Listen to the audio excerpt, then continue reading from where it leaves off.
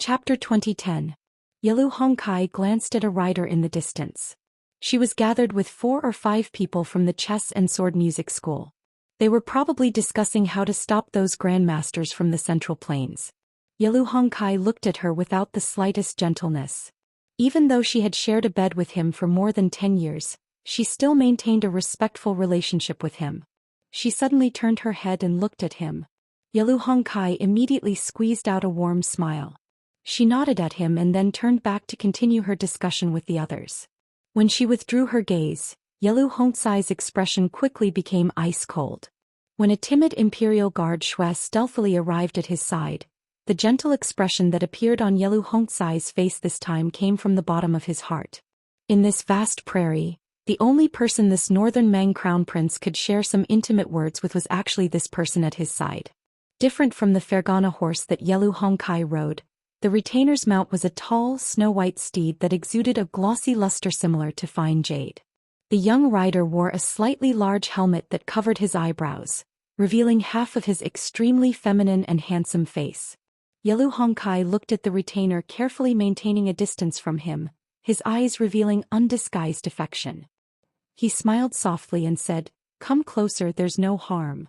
The young rider narrowed his naturally charming eyes and looked at the battlefield in the south. He slowly said, "Horses galloping from the north are full of arrogance, singing from the south is full of death. The first half is appropriate but the second half is not."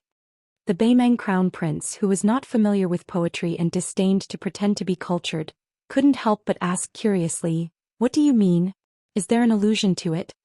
The personal retainer with the title of bodyguard Shui rolled his eyes boldly and said angrily, "Even if we conquer the Central Plains in the future with your little knowledge, how are you going to deal with the refugees of Liang in the future?" Yalu Hongkai laughed loudly and suddenly lowered his voice. "Don't I have you?" The young cavalryman curled his lips and looked at the eye-catching bright purple dress in the distance. He clicked his tongue and said, "A woman should be content with her life." Yalu Hongkai followed his retinue's line of sight and saw Xianyuan Qingfeng fighting Deng Mao with the broken spear. He said disapprovingly, "So what if he's good at martial arts?" Including Su Fengnian, there are a total of 18 martial arts masters outside the northern city. They won't be able to escape death even if they fight against our grassland cavalry. The best ending for this alliance chief of the Great Snow Plateau was to die under Deng Mao's broken spear, or die in the charge of the cavalry. Otherwise, surviving on the battlefield would only be worse than death. With her status and appearance, once she becomes a prisoner and her cultivation is destroyed, I'm afraid that even some old tycoons in the western capital will buy her for thousands of taels of gold, not to mention the Duke of Norland. The young cavalryman's face darkened as he lamented, "If that day really comes, Xianyuan Qingfeng would already be dead the moment he lost his martial arts. It's like the generals and ministers in the imperial court. As long as they lose their official status, it's the same as having their backbone pulled out." Yalu Hongkai didn't believe that Xianyuan Qingfeng could be a threat to him at all. He said calmly, "The beauties of the world are like the weeds on our grassland. They're more every year. Although Xianyuan Qingfeng's beauty is indeed rare, we can still find many peerless beauties in the grassland and the Central Plains in the future if we search hard." To be honest, the women who made it into the Rouge Review in the past all had prominent identities without exception. It's as difficult as ascending to the heavens for women of ordinary birth to make it into the rankings. So, in the end, the men who hold power in the world like women's faces, but they like the clothes they wear even more. For example, the young cavalryman glanced sideways at the Beimeng crown princess who had met with the 2 officials at some point and sneered, "For example, her?" Yalu Hongkai said half-jokingly, "Her? She'll probably only make it into the next Rouge Review after she becomes the empress." After a moment of silence, Yalu Hongkai turned and said seriously, "You're different. You're different from her and them." The cavalryman didn't turn to look at Yalu Hongkai after hearing this. He only raised his head slightly and said arrogantly, "Of course. There was once a prophecy that was widely spread in Jianzhou at the southeastern border of Liang. However, after the dust settled at the Bull Mound, it had long since disappeared. A female brings back a male. The female is capable of toppling cities and the male is capable of toppling countries. Both of them fly into Wutong Palace." The square formation of Beimeng's middle infantry was cut in half at the waist by 2 white and red robes. Luo Yang and Su Ying responded to each other on the left and right. The number of infantrymen that slipped behind them each time was no more than 300. The one-armed forefather eater sword stood behind the two female grandmasters. Within a radius of 200 feet, streaks of sword chi flowed like rainbows. Those who trespassed were killed on the spot as if they were walking into a trap. Not only that, Zhou Xian's white robe fluttered and his eyebrows fluttered. He stroked his long eyebrows and muttered, "Set up the formation." Of the remaining flying swords that were left behind by the young vassal lord, more than 2,000 undamaged longswords were pulled out of the ground one by one. The long swords soared into the air and connected with each other. They landed in front of Zhou Xian and stabbed into the ground. More than 1,000 swords formed a row. There were a total of 2 rows. They lined up neatly in front of forefather eater sword. The sword formation formed a step formation. Zhou Xian closed his eyes and smiled. He muttered to himself, "The cornerstone of the river rises suddenly. The rolling flood, the vast eternal spring." Zhou Xian suddenly took a deep breath. Another 2,000 broken flying swords landed behind the old man. However, these long swords didn't stab into the ground. Instead, they hovered in the air, forming a sword formation. Finally, Zhou Xian took another deep breath. Suddenly, the tall and sturdy old man's body emitted a dazzling white light. Zhou Xian, who had swallowed countless famous swords in the world, scattered the sword chi that he had accumulated for 100 years into the 2 great formations. Every flying sword was imbued with a strand of sharp sword chi. In a split second, it was as if they had gained spirituality. Regardless of whether it was the step formation or the crossbow formation, the 4,000 swords of the 2 great formations trembled and wailed at the same time. The old man muttered softly, "Li Chungang, you broke 2,600 swords at the Guangling River. I, Zhou Xian, am not willing to lose to you." The old man who had exchanged an arm with Li Chungang of the spring and autumn sword armor passed away with a smile. The 2 sword formations were formed in tandem. 100 years of spirit was exhausted in 3 breaths. Chapter 2011. Beimang's god of war and the young king of vassal state, the 2 enemies who might decide the fate of countless people in Liangmang intentionally or otherwise, moved the battlefield away from North Resisting City. The former was probably afraid of Su Fengnian's fate of Bailiang that had not been exhausted by the way of heaven. Once he had North Resisting City as his backing, he might be able to suppress Tuoba Bodhisattva's trump card. The latter was more worried that once the 2 entered North Resisting City and fought, it was very likely that the victory of the 18 grandmasters would be completely nullified by Tuoba Bodhisattva's wanton destruction. When Su Fengnian floated away, he told Wei Miao and Chai Qingshan to be careful, who still needed to confront thousands of cavalry. The current leader of Dongyue Sword Pool signaled the young king of vassal state not to worry about the battle here. Su Fengnian clasped his fist to the 2 grandmasters of the Central Plains who had disregarded life and death as a sign of gratitude. Chai Qingshan laughed it off. His chest was filled with pride. The space between Chai Qingshan's eyebrows was split open, and his chest was cut by a Beimang willow. However, compared to Chai Qingshan, who looked miserable but did not suffer any injuries, Wei Miao of the southern Zhao was the one who was seriously injured, whether in terms of physique or qi. Wei Miao was worthy of being the #1 master of southwest Jianghu. Whether in terms of physique, martial arts attainment, or improvisation, he could be said to be the world's top martial artist. However, the sneak attack by Murong Baoding, nicknamed Half-Faced Buddha, and Li Fengshou, the spider-web assassin, was too insidious and vicious. Wei Miao took 2 full punches from Murong Baoding, especially the punch on his head, which actually caused his eardrums to burst and blood clots to form in his brain. If it were not for Su Fengnian's attitude of wanting to kill Murong Baoding at the cost of losing the initiative while holding back Tuoba Bodhisattva, the restless Beimang did not dare to make a move. This bought Wei Miao a moment of respite, and also allowed Chai Qingshan's momentum to recover slightly. Otherwise, it would have been difficult for the 2 grandmasters to turn the situation around with the 4,000 Winter Thunder cavalry from Orange Province and Murong Baoding, who was eyeing them covetously. In fact, if Murong Baoding had the courage to gamble with his own life and decisively chose to attack Wei Miao to win the initiative for Tuoba Bodhisattva, perhaps the young king would have fallen into a difficult situation under North Resisting City.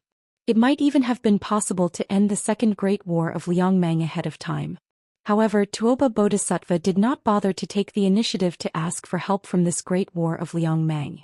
Secondly, Murong Baoding, who was ambitious and wanted to be in the Central Plains, finally obtained a great victory that shook the world outside Liangzhou Pass. He defeated Lu Diyuan's left cavalry, and his great military achievement was enough to compare to the First Great War of Liangmang when the king of the Southern Academy, Dong Zhuo, broke through Hutu City. How could Murong Baoding be willing to take the risk for others? Lastly, in the ambush on the Longyan Plains, the king of New Liang killed Hong Jingyan right under Tuoba Bodhisattva's nose. This made Murong Baoding have to think carefully. Murong Baoding was not in a hurry to make a move. He looked at the two martial masters of the Central Plains, Wei Miao and Chai Qingshan, and said in a clumsy Central Plains official's accent, "There is Lu Dian on the battlefield and there is Wei Miao and Chai Qingshan in the Jianghu. God has treated me, Murong Baoding, badly for more than 40 years and finally treated me well for once. There is a saying in the Central Plains that goes, mountains and rivers repeat but there is no way out." Very wonderful, it really sets the scene. After Tuoba Bodhisattva and the young vassal left the place, Murong Baoding, who was wearing silver armor, suddenly had an imposing manner. In the Beimang Jianghu, this member of the royal family, who was originally only known for his rough skin and thick flesh, was ranked very low even if he was on the list of previous martial arts evaluations. This was because Murong Baoding was known to be good at defense and not good at offense. Compared to Zhong Liang, who had directly entered the finger mystery realm from a second-grade master, they could be said to be the two extremes of Beimang's martial arts. However, Murong Baoding had brazenly injured Wei Miao with 2 punches. It was obvious that he had been hiding his strength for so many years. Even when he joined forces with Zhong Liang to ambush Su Fengnian in Qingcang City in the early years, he still deliberately hid his cultivation from beginning to end. When it came to tolerance, Murong Baoding was indeed well versed in it. Wei Miao was silent and slowly inhaled and exhaled. Since this Beimang was willing to talk loudly, Wei Miao naturally would not take the initiative to seek a quick battle. Chai Qingshan held the meter-long sword with a calm expression. The poem from Murong Baoding's mouth was very popular in the Central Plains. However, this half-baked northern Mang prince probably did not know where it came from.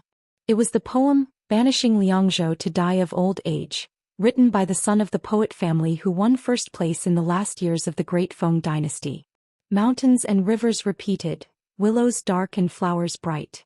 Just from the words alone, it had always been the most fascinating scenery of Jiangnan. The spring sun was bright and beautiful, the grass was long and the birds were flying. The scenery was pleasant, how could it not make people forget to return? On the other hand, the northwest of the Great Wall was barren, the yellow soil was barren and the ravines were crisscrossed. The sky was high and the clouds were low. In this part of the world, the 2 dragons' strength rushed towards one's face and directly hit one's chest. The desolate and cold atmosphere seemed to make the foreigners take a few steps back before they were willing to give up. Chai Qingshan walked to Wei Miao's side and smiled. "There is Wei Miao in the fist, there is no fist in the world. You deserve it." Wei Miao grinned slightly but did not make a sound. Su Fengnian had once joked that he had seen countless experts and grandmasters in his life. Among them, the red-robed mancat Han Xianxian, the #1 swordsman in the capital, Qi Jiajie, and the purple-robed Xianyuan Qingfeng of Mount Hui were the most impressive. Li Chungang Jianjuhuang and Wei Miao were the least like masters. Chai Qingshan continued with a smile. "Since the world cannot be without Wei Miao, there are countless young talents in the sword forest of the Central Plains. If 1 or 2 old guys die, there will always be a few rising stars to replace them. Just the Dongyue sword pool alone has my 2 disciples, Shan Yi and Song Tinglu. They are destined to rise in the future. Therefore, Wei Miao, I will fight this battle first." What Chai Qingshan meant was, "I will die first." Wei Miao, who urgently needed to recuperate, did not reject the kindness of this sword master. He said in a low voice, "I, Wei Miao, will not boast in my life. I can only promise that I will not let Brother Chai leave alone." Chai Qingshan hesitated and sighed. "Brother Wei, don't die if you can. You're different from me. There are still people waiting for you in North Rejecting City." Unexpectedly, Wei Miao, who was short and had a white cloth tied around his calves, smiled and clenched his fists. He squinted his eyes and said softly, "After she married me, we traveled Jianghu for so many years.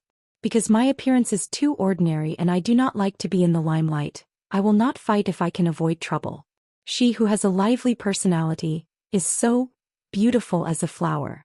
It seems that she has never felt that she married a good family and always laughed at the man she married for not having enough heroic spirit. Therefore today as her man Wei Miao will do one thing for her. Wei Miao did not speak anymore. Murong Baoding smiled proudly. Do you two have any last words? In the future when I, Murong Baoding, enter the Central Plains, I will reminisce about the past with the officials of the Central Plains. It will also be something to talk about. Chai Qingshan held his sword in front of him, shook his head and laughed loudly. A Beimang dog's head is not worth much. It is really an insult to my newly forged sword Green Water. Murong Baoding's face was gloomy.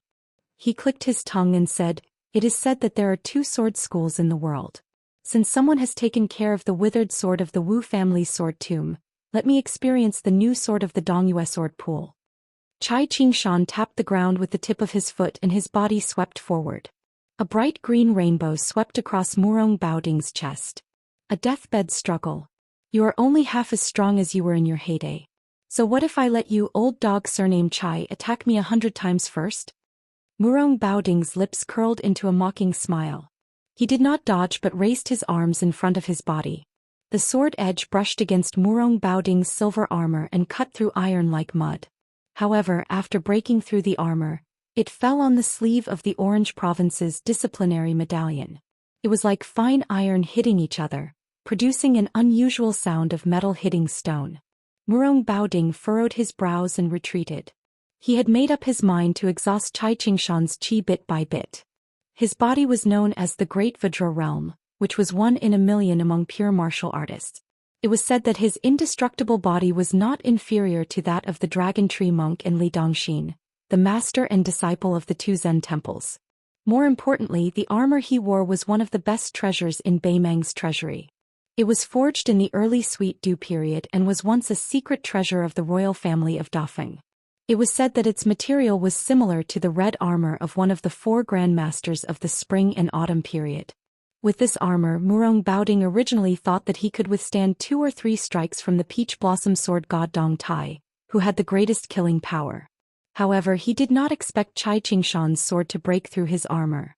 This made Murong Baoding retract his underestimation of the Grandmasters of the Central Plains. In fact, Lu Fengshou, who was proficient in assassination, had made a good start but also a bad one. Li Fengshou almost killed Chai Qingshan with his willow leaf sword. It was not because Chai Qingshan was weak, but because his cooperation with Murong Baoding was flawless. Chai Qingshan's swordsmanship was especially high. It was the best in the southeast of the Central Plains. If there were grandmasters of fist techniques in the world, other than Wei Miao, only the woman from the martial emperor city Linya could hold her own. Then the sword forest of the Central Plains was just as Chai Qingshan had said. It was continuous and unbroken. What a magnificent sight it was. It was not that there were no swordsmen other than Dong Tai, and it was not that there were no sword moves other than Li Chunggong's 2 sleeves green snake. Since Murong Baoding was arrogant, Chai Qingshan did not spare him. He chopped down with his sword like a waterfall.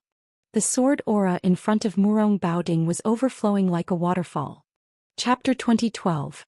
Murong Baoding took a deep breath.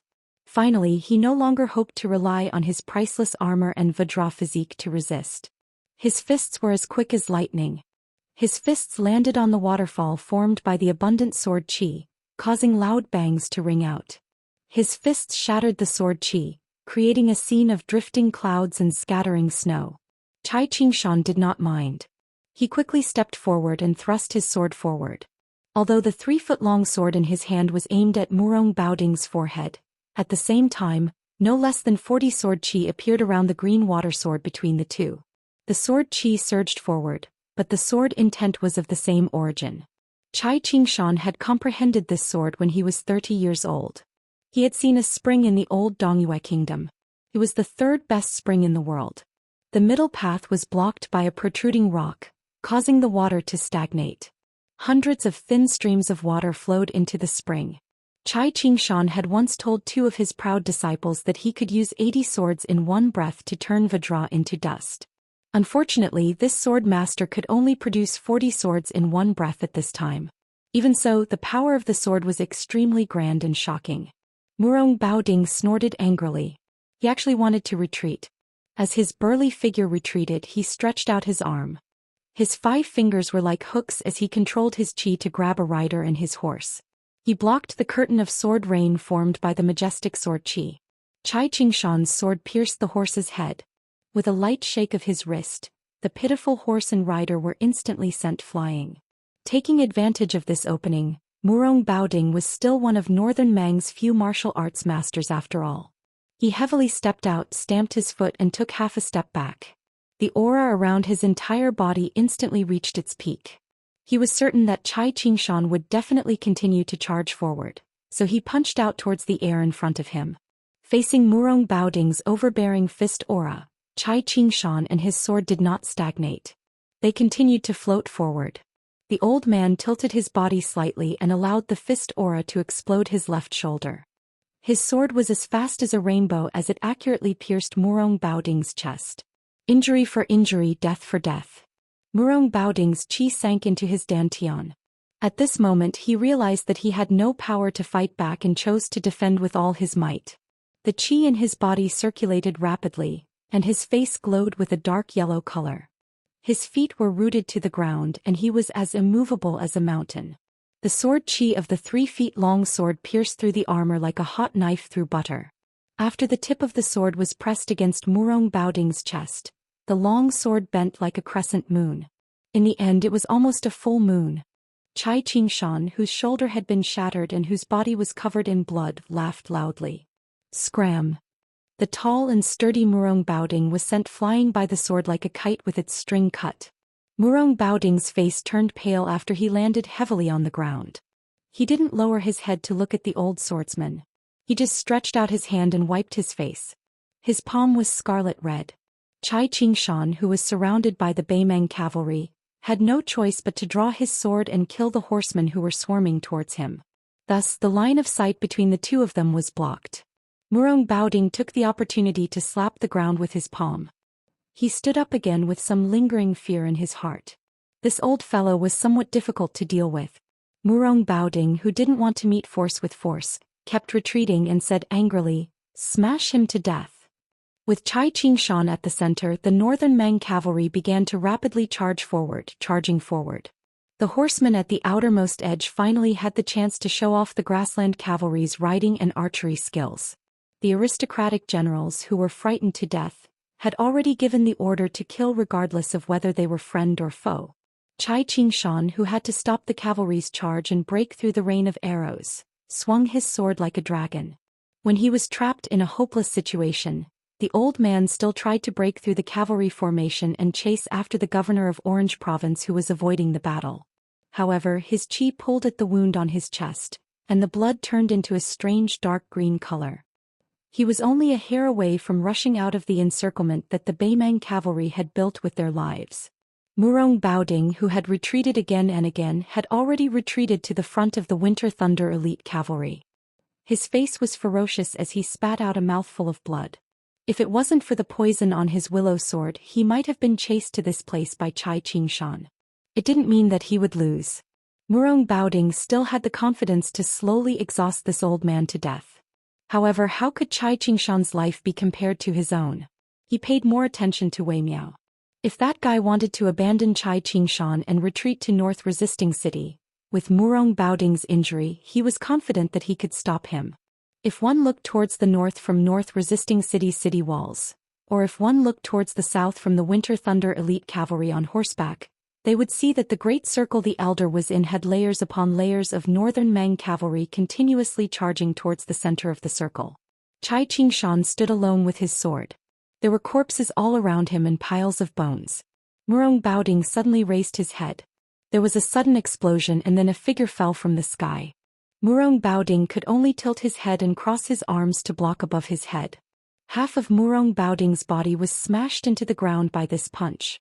It turned out that Wei Miao had directly jumped over the heads of the Beimang cavalry and found Murong Baoding. There was no way to retreat. Murong Baoding instinctively protected his head with his arms. Sure enough, Wei Miao pressed down on his head with one hand and sent out a knee strike. Murong Baoding was knocked back and a deep ditch several zhang long was plowed out. Dust flew up. In the yellow sand, Wei Miao's punch was so fast that people could only see a blur. The silver-armored Murong Baoding retreated again and again.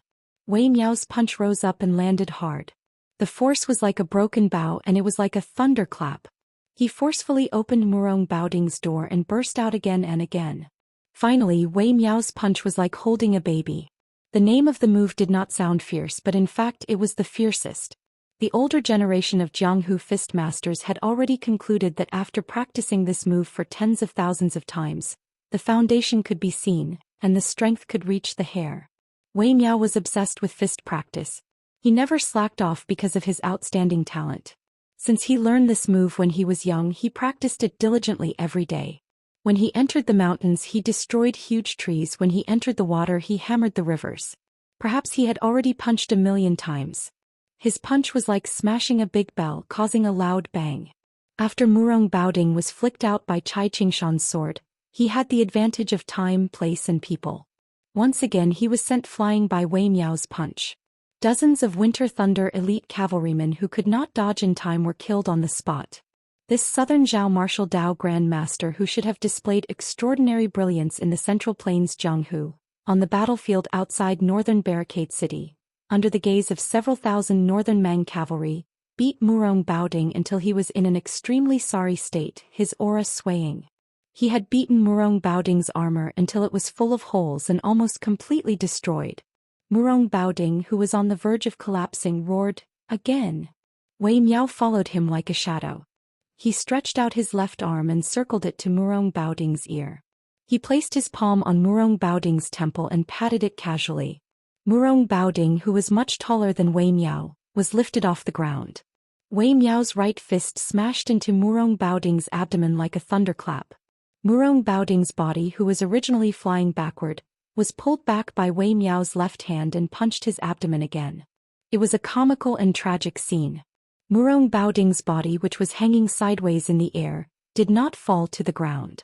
Wei Miao walked forward step by step and punched his abdomen repeatedly. Wei Miao's last punch, which was also the last punch of his life, landed heavily on Murong Baoding's abdomen. Murong Baoding finally fell to the ground. He was thrown 70 to 80 feet away, bleeding from his 7 orifices. The so-called invincible body, even with the protection of the armor, was still a big joke.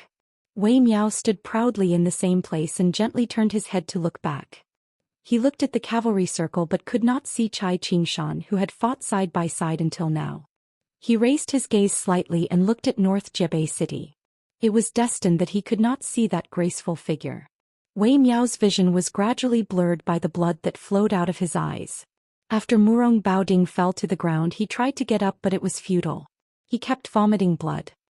He knew that Wei Miao was only a few punches away from taking his life. If both sides fought fair and square, Murong Baoding would not be able to contend against Wei Miao. At this moment, Murong Baoding no longer had the slightest thought about dominating the Jianghu of the Central Plains. Murong Baoding got up 3 times in a row but gave up halfway. He could only lie on the ground dejectedly. His face was pale and colorless. He had completely lost the ability to fight. This Beimang, whose heart was higher than the sky, held the edict with a bitter expression. He cursed softly, "F*** the Jianghu of the Central Plains." Not far away, Wei Miao stood silently in the same place.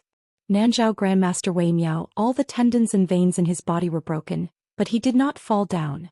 Since the world fist has Wei Miao, how can I, Wei Miao, be afraid of death and withdraw my fists? There is no such reason. He was watching. Before Wei Miao died heroically in battle, the Beimang cavalry circle was strangely still. That old man had killed them until they were terrified. Moreover, the corpses of the cavalry and the war horses had formed a natural barrier, which was not conducive for the cavalry to gallop and kill. The old swordsman, who had been hit by several arrows, spat out a mouthful of black blood. He knelt on one knee, using the long sword in his hand to support his body from falling. Cai Qingshan did not want to die kneeling on the ground, but he also did not want to fall down and die. In the end, he sat cross-legged with the sword across his knees. Since the sword was named Green Water, the sword blade was naturally green, just like the spring scenery in Jiangnan of the Central Plains. The ripples of the sword light under the sunlight were just like the ripples of the Dongyue sword pool in the spring breeze. Chai Qingshan used his sleeve to gently wipe off the black blood on the sword blade. Before the old man died, he smiled with a trembling voice. My Dongyue sword pool has been established for 500 years. With a sword in hand, I looked at the Jianghu. The mountains are high, the water is deep, and the sword aura is long.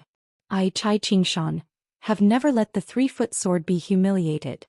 After Qing Baishuang and Sui Shigu, the 2 grandmasters of the Central Plains, Chai Qingshan died in battle.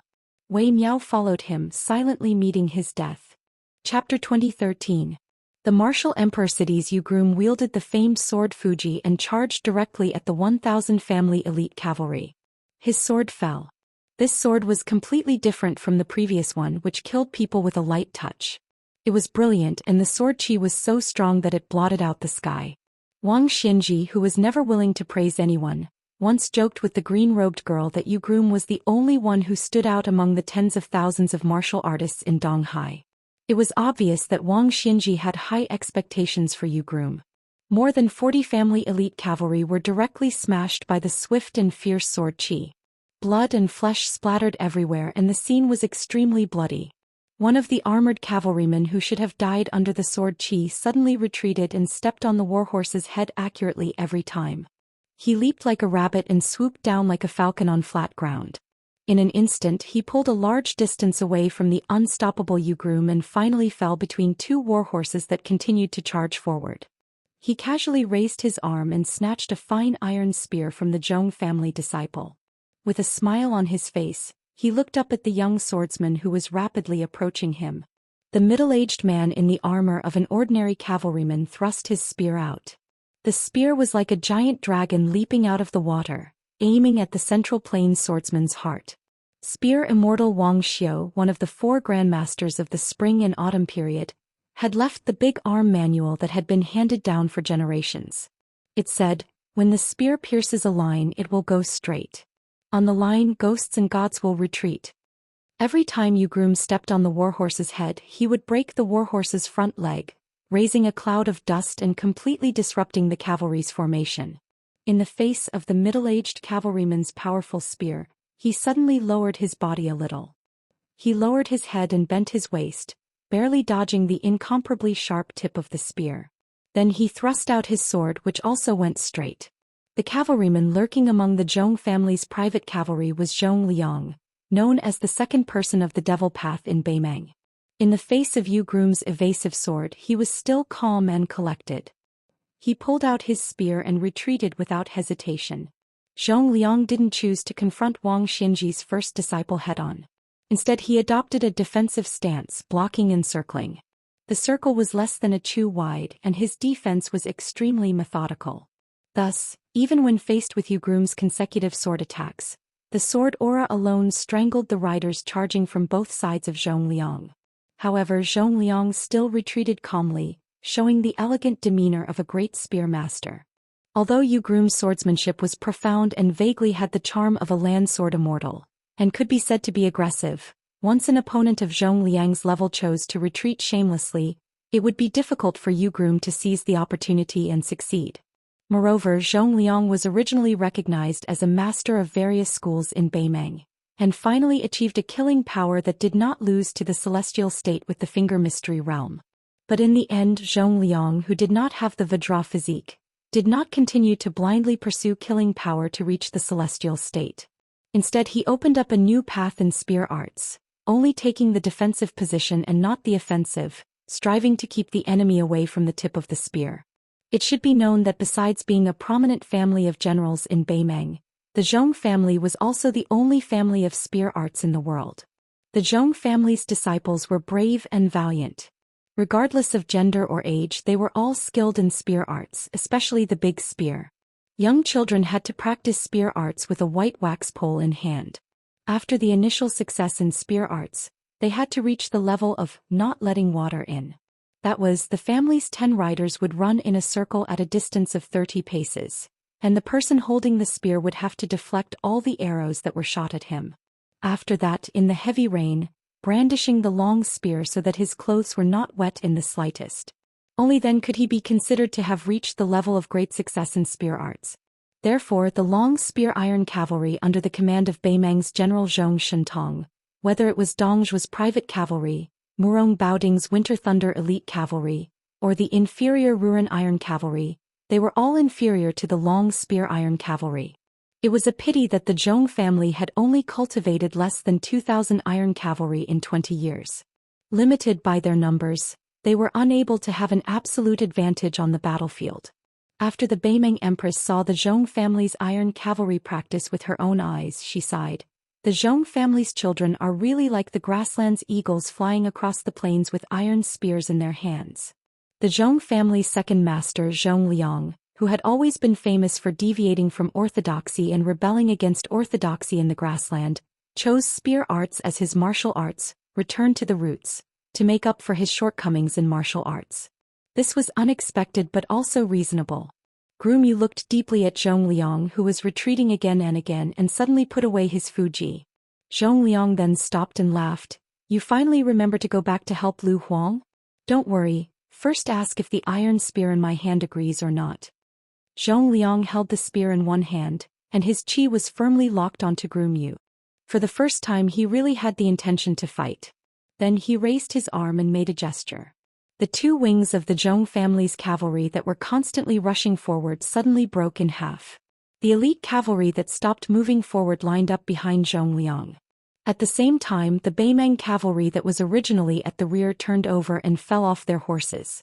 No less than 300 people rushed forward from the gap between the cavalry formation. There were the Spiderweb's elite men of sacrifice, Beimang's Jianghu masters, and even the Zhong family's consecrated guests who had been raised by the Zhong family for many years. Without exception, all of them, including Zhong Liang, stared at Groomyu, who was holding the long sword and Fuji. The 300 people quickly formed a huge encirclement and desperately surrounded Groomyu, who had a cold blade at his waist and a long sword in his hand. Zhong Liang held his spear and stood in the same place. He saw more than 30 people taking the lead to surround and kill the sword genius from Liang's Eastern Sea. He smiled confidently. Groomyu, bullying with numbers is something we have no choice but to do. Although my Zhong family's men are not afraid to fight to the death, this is only on the battlefield. After all, we are not in Jianghu. I hope you can forgive us. This battlefield was exactly the same as the one where Murong Baoding and Li Fengshou were overseeing. How similar. Unexpectedly, Groomyu held the Fuji upside down, using only 2 fingers of his left hand as a sword. His lips moved slightly. The sword energy in Groomyu's left sleeve was abundant and overflowing. The 30 experts who were prepared to die were killed on the spot by the sword chi that rose from the ground without any warning, regardless of whether they were running wildly or leaping high into the air. Not only that, with Groomyu as the center, the sword energy suddenly rose from the ground, spectacular, like a big spring gushing out. This strange phenomenon was really like thunder rising from the ground. 100 feet, 200 feet, 300 feet, all of them were vast and mighty sword energy that rose into the sky.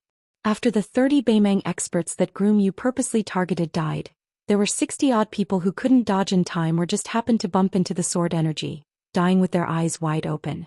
Apart from most of the Beimang people who were lucky enough to dodge the sword energy, in truth, the number of experts who could take the sword energy head-on could be counted on 2 hands. Zhong Liang was naturally the most relaxed.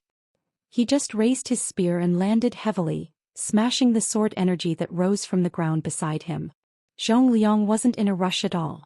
The one who should be anxious was Groomyu. Lu Huang, who was at the end of his rope, faced the continuous charge of 3,000 cavalry. Apart from death, what else could he do? When the cavalry of the Zhong family entered the battlefield, Lu Huang would probably go and meet his master who made Jianghu bow to him for 60 years. Zhong Liang only needed to delay Groomyu at the crucial moment. If he could capture Groomyu alive, that would be the best. He didn't believe that his nephew Zhong Tan, who was responsible for the prosperity of the family, had died at Miyun Mountain Pass. He was most likely imprisoned by Bailiang, most likely in Beiju City. Not only did Zhong Liang have high hopes for Zhong Tan, who had a similar temperament, but the entire Zhong family needed Zhong Tan alive. Otherwise, the Zhong family's 20 years of hard work and planning would all be for naught. Even if he and his brother Zhong Shentong achieved great military exploits in the future, without an heir, what benefit would it bring? Zhong Liang hoped that it would be used by Groom Yu or someone else in exchange for Zhong Tan's chance to return to the family.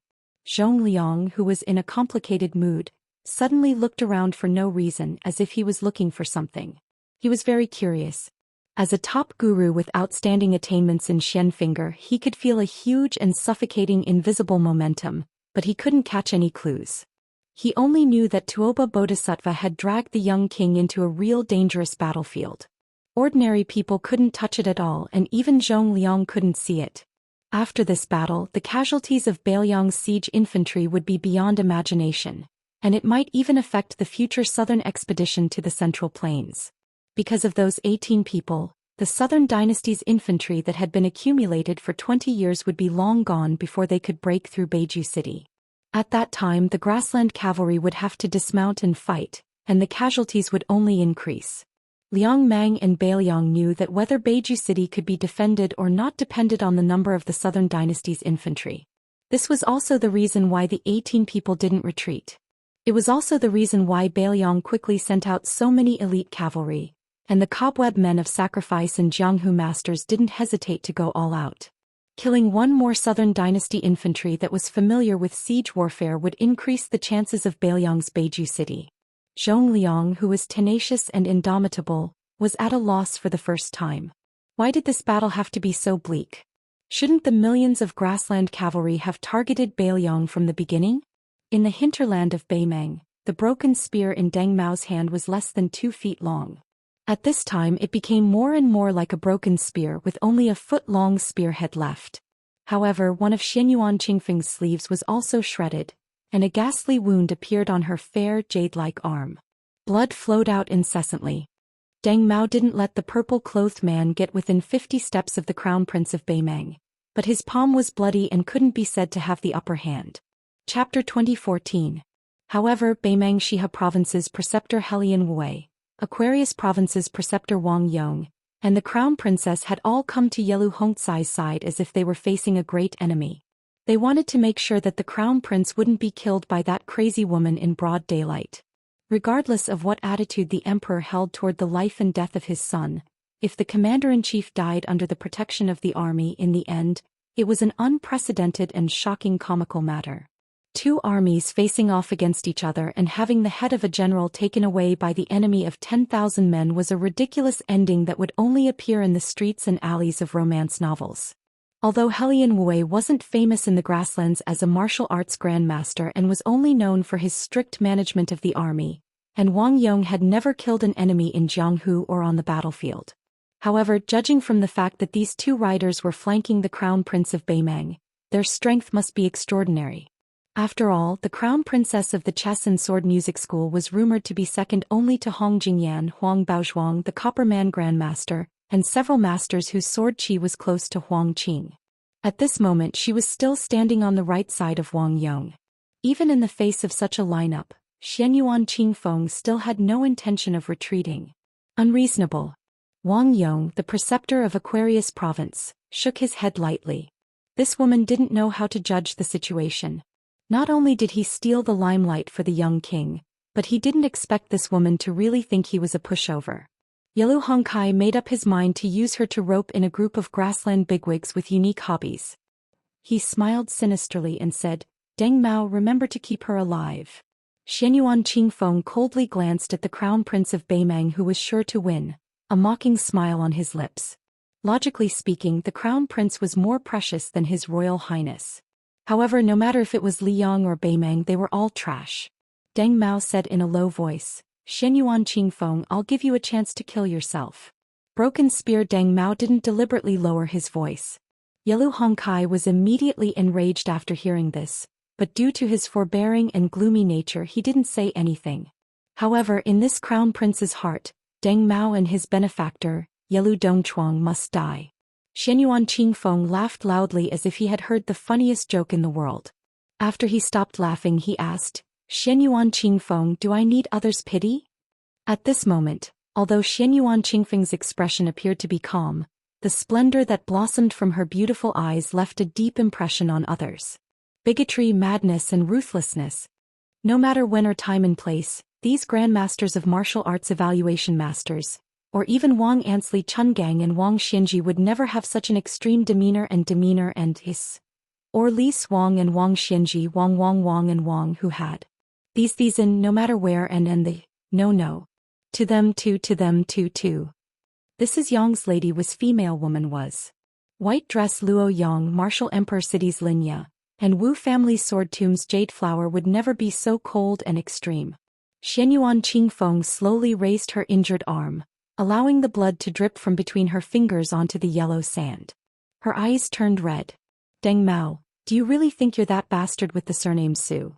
Strands of scarlet aura that reeked of blood appeared on her arm. It was so thick that it was almost tangible, and it formed a sharp contrast with her smooth and translucent snow-white arm. The aura that flowed out lingered around her arm like numerous small scarlet snakes that were sticking out their tips. If one were to talk about the most unreasonable heavenly phenomenon killing heavenly phenomenon in the world, it would be Catman Han Xingxian. At this moment, the strange phenomenon of Xianyuan Qingfeng's arm coiling around the red snake was exactly the same as the famous technique of the Liang chief eunuch in the past.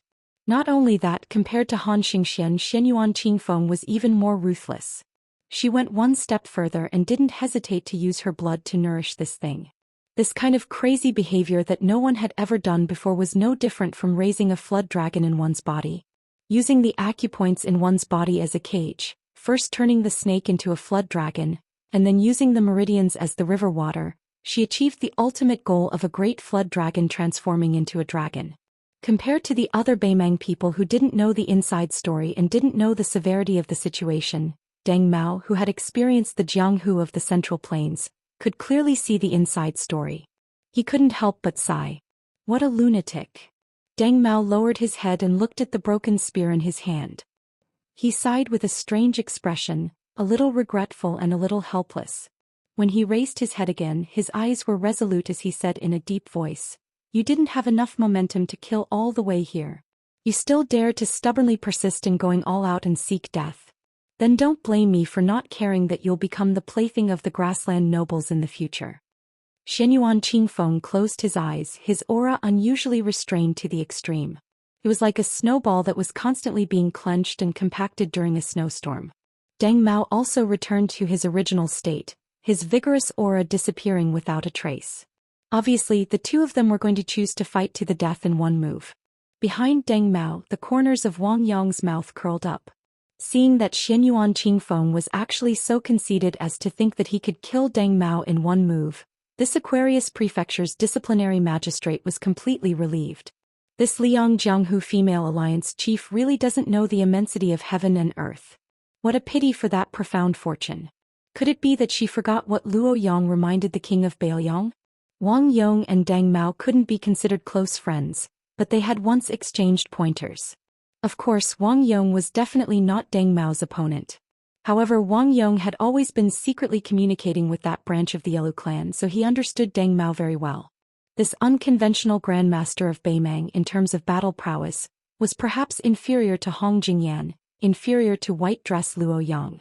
His defense might even be inferior to Murong Baoding's, and his lethality was inferior to Demon Zhong Liang's.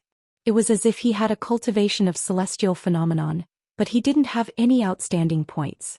It was really hard for ordinary people to imagine why when Hong Jingyan entered the martial ranking for the first time, there was a strange comment of, ashamed to be behind Murong Baoding, ashamed to be ahead of Deng Mao. However, Wang Yong was well aware that Deng Mao had nurtured his qi with that broken spear for 20 years. When he abandoned the spear, he was able to kill an earth immortal with a cultivation of celestial phenomenon. And Xianyuan Qingfeng was only a fine line away from becoming an earth immortal. Deng Mao killing her was just right. As expected. On the battlefield, after the magnificent scene of wind, clouds and thunder, the two of them stopped confronting each other. Deng Mao's broken spear had pierced Mount Huishanzi's abdomen. Although it didn't come out of her body, it was clearly a fatal wound. Deng Mao allowed Xianyuan Qingfeng's fingers to press on his forehead. Her fingertips had also pierced deeply into Deng Mao's scalp. Deng Mao's hands hung by his side. Blood seeped out of the corner of his mouth. He smiled with difficulty as if asking the two words, "What's the matter?" Xianyuan Qingfeng forcefully swallowed the blood in her throat and asked, "What's the matter?" Deng Mao was already powerless to speak, but Mount Huishanzi could still speak. It was obvious who was superior. However, on this battlefield there was only a single figure in purple clothes. She was only 80 steps away from the Beimang banner. Victory and defeat had been decided, but it wasn't necessarily a matter of life and death. Helian Wu didn't make any moves. However, 2 riders beside the Beimang crown prince had already charged forward. One of them was Wang Yong, the abbot of Aquarius State who held an iron spear. The other was the Beimang crown prince consort, who had drawn a long sword and was known as Han Gu. Both of them wanted to quickly kill Xianyuan Qingfeng to prevent future trouble. It was obvious that neither of them took Yelu Hongcai's decree seriously. In fact, after seeing this scene, the Beimang crown prince no longer had any thoughts of sparing Mount Huishanzi's life. This Central Plains woman was too terrifying. Xianyuan Qingfeng withdrew her fingers and Deng Mao fell to the ground at her feet. Just like the countless men of the Central Plains, they all fell to her feet. She closed her eyes and listened to the rapid drum-like sound of horse hooves. The wind blew and her sleeves fluttered. She was still as graceful as an immortal. At that moment, Xianyuan Qingfeng recalled a certain someone holding up an oil paper umbrella in the heavy rain at the Great Ox Hill. He recalled how they looked at the snowmen piled up in the courtyard together at the Demoyai post station in the capital. A certain someone spoke with an inexplicable sadness about their dreams. She slowly fell backwards. She was a bit tired. Something strange happened. In a certain inconspicuous battlefield in the heart of the Northern Mang army, a petite and exquisite figure had actually emerged from the ground mysteriously. She arched her back and sprinted as fast as lightning, practically passing through the bellies of the Northern Mang war horses. In a short few blinks of an eye, she arrived at Xianyuan Qingfeng's side of the battlefield, and then disappeared in a flash. Sensing a strong sense of danger, the Beimang crown princess abruptly stopped her horse. She widened her eyes. She was already behind the Aquarius Prefecture's provincial governor, so she was in disbelief. In her line of sight, Wang Yong was still charging forward with his spear in hand. He was unstoppable. However, a young girl had unknowingly squatted on the back of his horse. This prefecture's provincial governor, who had great authority, had his chest pierced by a karate chop. After the young female assassin pulled out her karate chop, she glanced back at the Beimang crown princess, who was shivering all over. She seemed to chuckle before she disappeared again. In the next moment she happened to carry Xianyuan Qingfeng, who had fallen to the ground. After a brief moment of shock, the crown princess no longer cared about breaking the rules of etiquette. She angrily shouted at the surrounding cavalry with a ferocious expression, "Stop the assassin!" No one knew why this young girl appeared on the battlefield. Even the young vassal king of Bailiang did not know. Su Fengnian only knew that she had promised him that she would not go to the battlefield outside Beimang City. She also promised him that if the battle did not go well, she would take the young cat out of the city and go to the western Shu where the sea of bamboo billowed. No one knew how she was able to hide underground for so long, and how she was able to hide not far away from the Beimang army without making any mistakes. Previously in Beimang City, everyone only knew that there was an extremely interesting and strange young girl who liked to hang outside the young prince's study or sit on the eaves in a daze. The new Prince Liang also never restrained her. Even when they were discussing matters in the meeting hall, the young girl would also sit on the roof beam, seemingly bored. On the roof. Therefore she knew the general arrangement of the Beimang army. She silently memorized it in her heart before silently disappearing into Beimang City, her whereabouts unknown. Her name was Jia. Su Fengnian liked to call her Miss Hehe. She had killed Wang Mingyin and Lu Haosher. Chapter 2015. She had even stopped Wang Xinji all the way to Bailiang's border. Again and again she was unwilling to back down. Today she had killed another Beimang official. Xianyuan Qingfeng, who felt the warmth of that delicate back, whispered, "Don't worry about me." The girl, who was running all the way to the north barricade, pulled a long face and said softly, "Don't die. If you die he will be very lonely. He said that you are the most like him among all the men and women in the world." Xianyuan Qingfeng, who was still bleeding from his abdomen, couldn't help but laugh. He tried to open his eyes and looked at the sky, murmuring, "Is that so?" In a situation where Northern Mang's top-notch experts were all hurrying to the battlefield, especially in a situation where she wasn't being deliberately targeted and was being chased down and besieged, with this young lady's nimble figure that moved like a crafty rabbit. Even if she had to pass through half of Northern Mang's army, as long as she didn't continue fighting, it was still extremely possible for her to safely return to Northern Mang. In the city. But when she had to carry Xianyuan Qingfeng out of the battlefield and dodge countless arrows along the way, especially the girl on her back, she was in danger. Therefore, even if Luo Yang and Su Ying were in the middle of the army to support them, the girl still staggered and almost fell. Then she continued running. It turned out that an arrow had directly pierced her calf. Blood soaked it. The girl didn't feel it at all. In the end, she carefully placed Xianyuan Qingfeng at the foot of the north barricade wall. Then she returned to the Beimang army and carried Suaxia Valley and Qing Baishuang back. Under the escort of the blind female zither player Shuesongguan, she carried back Wei Miao and Chai Qingshan. She carried back 4 corpses. In the chaos, she carried back the 2 corpses that Mao Shulang had risked his life to protect. Ji Lu, and of Nanjiang, and Yu Xingrui of Wudong Mountain. These 2 grandmasters died back to back. When the girl left, Mao Shulang, who was covered in blood and had lost an arm, laughed and said, "Little girl, you don't have to care about this old man's corpse anymore." The last corpse was the swordsman of Martial Emperor City, Lu Huang. Not a single person was left alive within 100 feet of the bridegroom. The first disciple of the Martial Emperor City sat cross-legged on the tragic battlefield and helped his junior brother who was lying in a pool of blood retrieve the famous sword, Shu Dao. Lu Huang, who was hit in the chest by Beimang, hugged the long sword. Before he died, he laughed and said, "I don't kill as many people as you do. I still can't make you call me senior brother." Yu Groom, who had been shot by Zhong Liang and his arm had been slashed several times by Beimang's men of sacrifice, forced a smile, lowered his head and shouted, "Senior brother." When Lu Huang died, he seemed to have heard the title and nodded gently. When the limping young girl came to his side, Groom Yu raised his head with tears in his eyes and said softly, "Sorry to trouble you." The girl shook her head. After the groom left the ancient sword of Shu Dao hanging on his waist, she carried the corpse back to the North Jebei city. To the right of her and the groom, Su Yambing was forcefully dragging Wu Luding and sword attendant Cui Hua out of the battlefield and throwing them towards the city walls of North Jebei city. Then Su Yambing finally turned around and walked towards the iron spear inserted into the ground. With his back to the girl, Groom Yu pulled out the Shu Dao sword that had just been sheathed.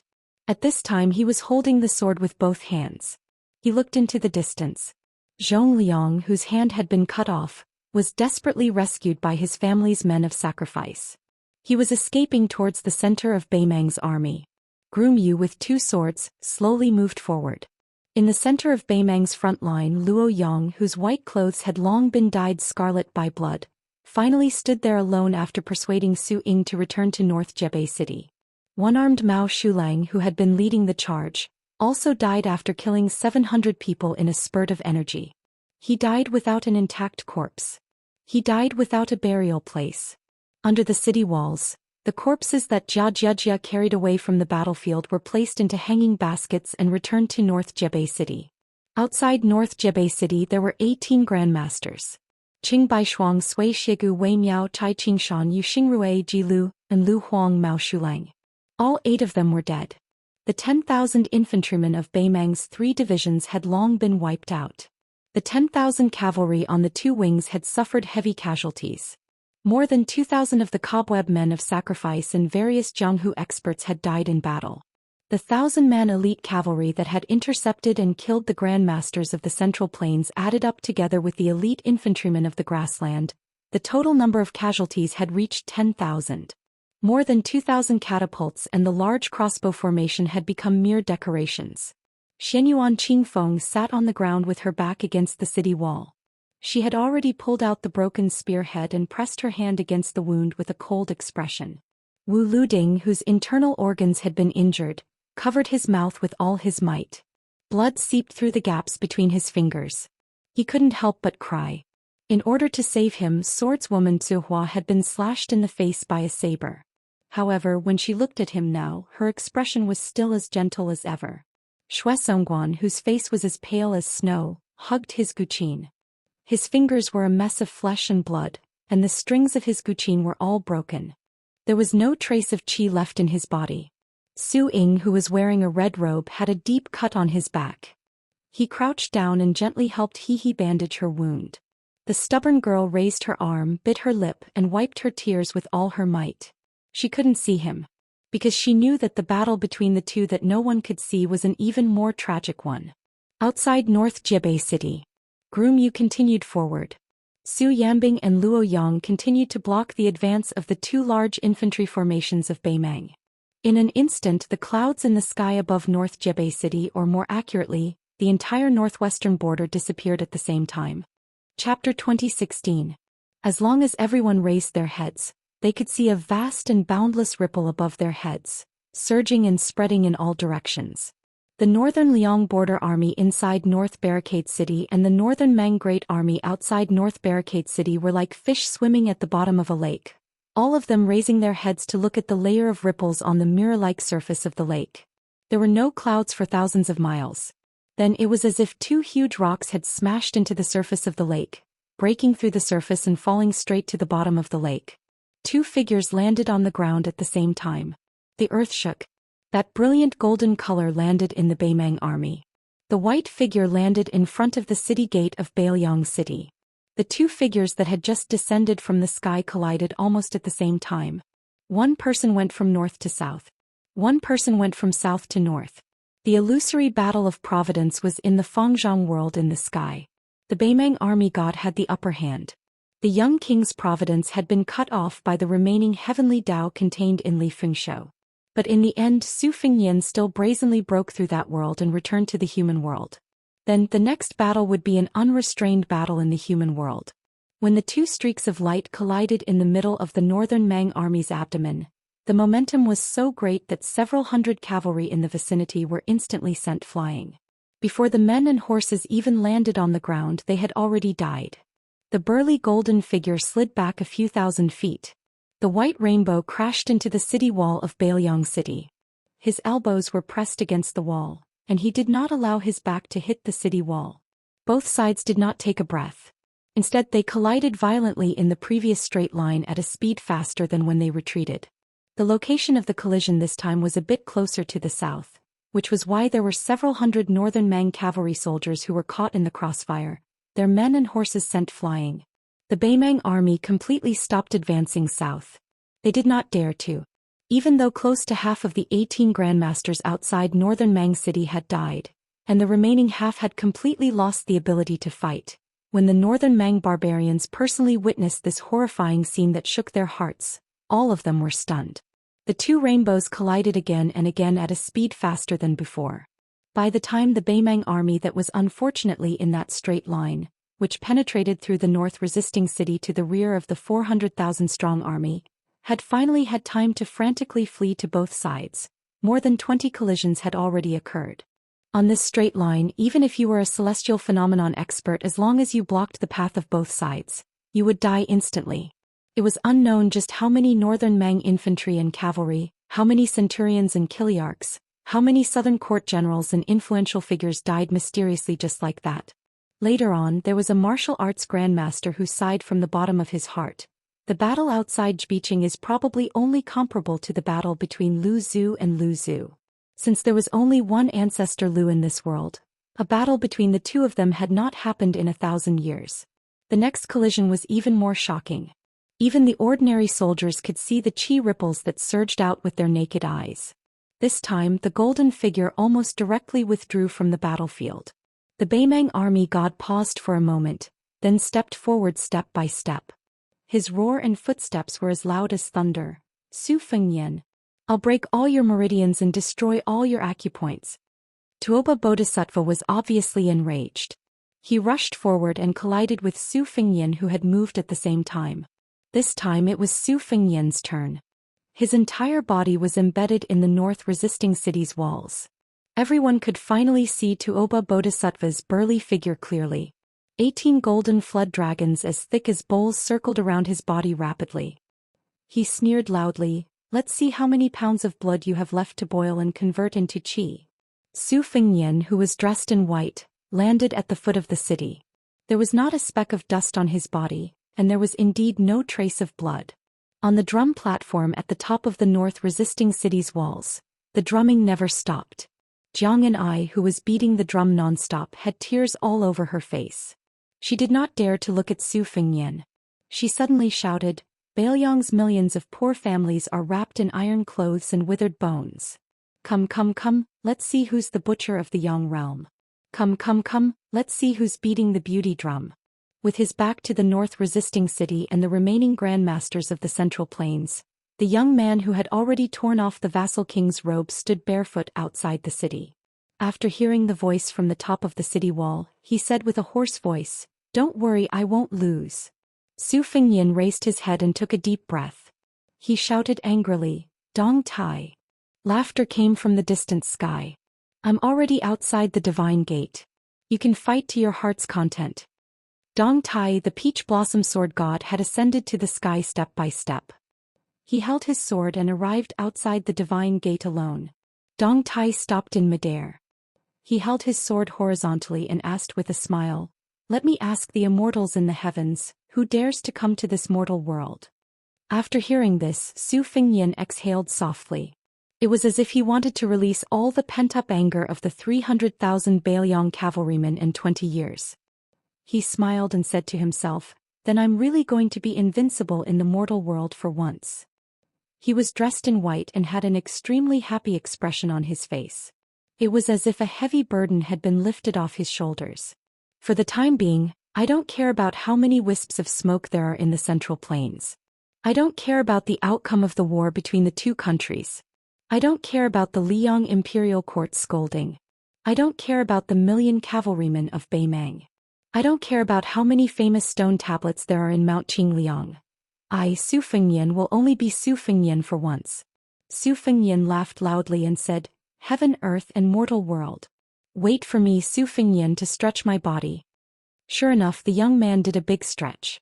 A snow-white giant python that seemed both tangible and intangible suddenly appeared behind the young man. It was as huge as a mountain range occupying the North Jebei city. Its python head poked out of the towering North Jebei city and let out an earth-shattering roar toward the grassland in the north. Chapter 2017. The great python entrenched itself in the human world. On the battlefield of Beimang, Tuoba Bodhisattva shouted angrily, Su Fengyan. How dare you steal the fate of heaven and earth and use it for yourself? On Mount Qingliang in Liangzhou, Tantai Pingjing stood outside Tide Listening Pavilion and saw a young lady with a pale face walking out of Tide Listening Pavilion. Tantai Pingjing had seen everything in the human world. It seemed that only a few people, including Bai Hu, Face, Qin Yu and Jiang and I, could be compared to this young lady. However, this young lady with a bit of childishness was naturally far from those women with obscure backgrounds and rough experiences.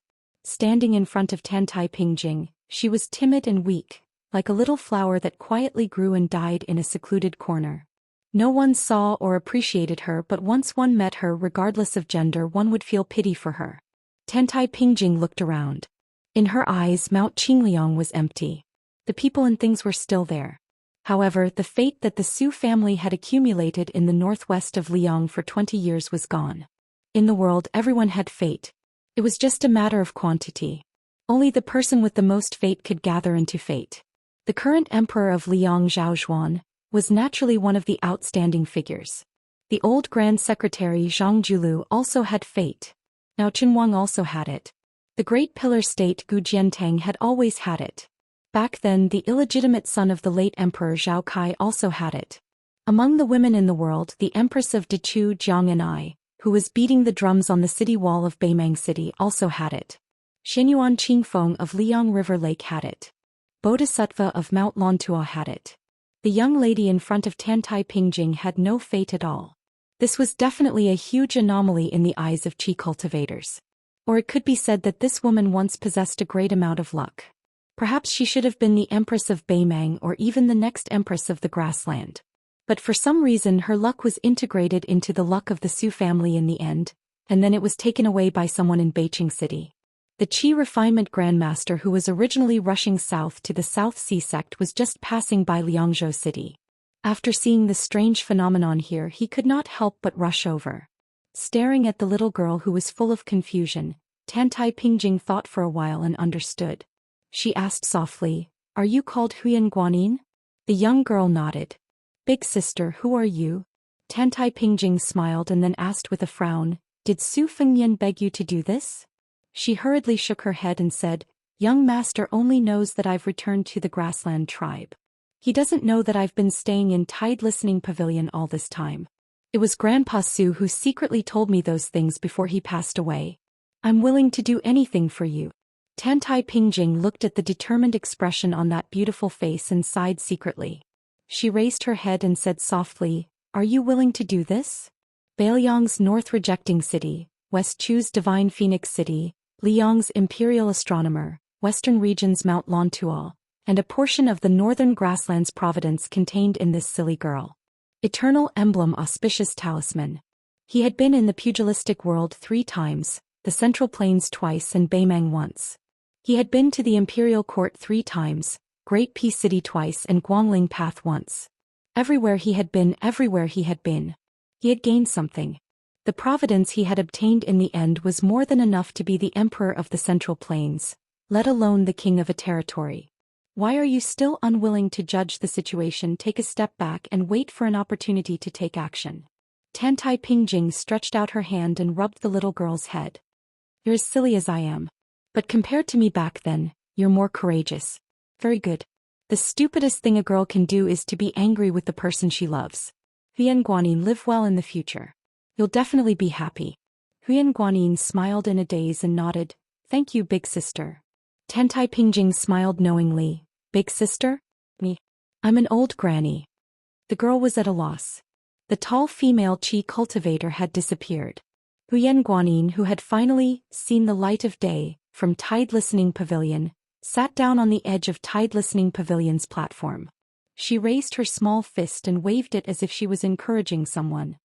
Young master, you must win this fight. The grass grows next year and the geese go and come back. Su Fengyan took a small step, just an inch or so. Such a small step was simply negligible. But at this moment, the Beimang military god who had clashed with the young king dozens of times actually began to move more than 10 steps in an instant. There was actually an unstoppable edge in the world. On the battlefield there was probably only the great snow dragon cavalry. On the court there was only Li Yangzhang Julu. Now it was this young man who had abandoned all burdens. Even if he was facing more than 300,000 Beimang soldiers and an immortal Beimang military god who was already a celestial being. Dressed in white, his sleeves swayed in the wind as he swept forward. The snow-white python followed Su Fengyan's white clothes and rushed out of North Jebei City. Toba Bodhisattva began to retreat. At the same time he constantly flashed and disappeared in various places on the battlefield. Although the huge white python rolled on the battlefield, it did not cause any impact to the Beimang army. It leaped high like a white rainbow. The next moment, its huge head, which was as big as a building, suddenly smashed down fiercely. Tuoba Bodhisattva, whose body had stagnated for some reason, fell to the ground. Dust flew everywhere. Su Fengyan stepped on the forehead of the man who had fallen to the ground. He leaned forward and looked down at the stabilizing force of Beimang's military and politics. He laughed and said, Toba Bodhisattva, since you want to control both the martial world and the court, I'll let you have it. I can't ask for it. The 18 golden flood dragons entwined around Tuoba Bodhisattva's burly body crazily crashed into the high and mighty white python.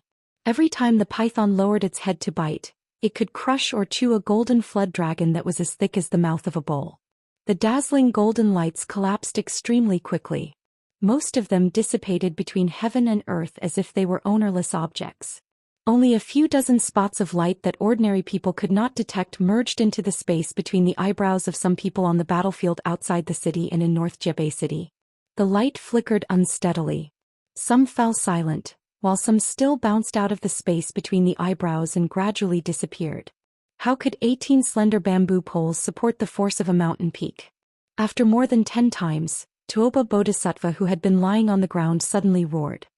He sucked the remaining 7 flood dragons into his 7 orifices like a big dragon drinking water. However, there was still a 20-foot-long flood dragon that was held in the palm of Su Fengyan. It was like a snake that was held by its 7 inches. It struggled desperately and its head and tail crazily slapped Su Fengyan's body. Tuoba Bodhisattva, who was stepped on the forehead, took the opportunity to slide back 300 feet and escaped from Su Fengyan's control. The ladder twisted hard and the flood dragon was broken into 2 parts. The dazzling golden light scattered in all directions. Then the white python that was entrenched beside the young king opened its mouth and gently swallowed the golden light into its stomach as if it had eaten a full meal. Tuoba Bodhisattva, who had golden blood flowing all over his body, stood in the distance. He was panting.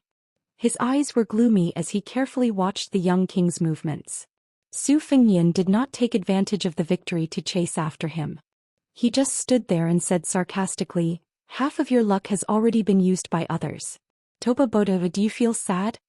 Tuoba Bodhisattva sneered, "How long can you maintain this peak state? 15 minutes? Or 30 minutes?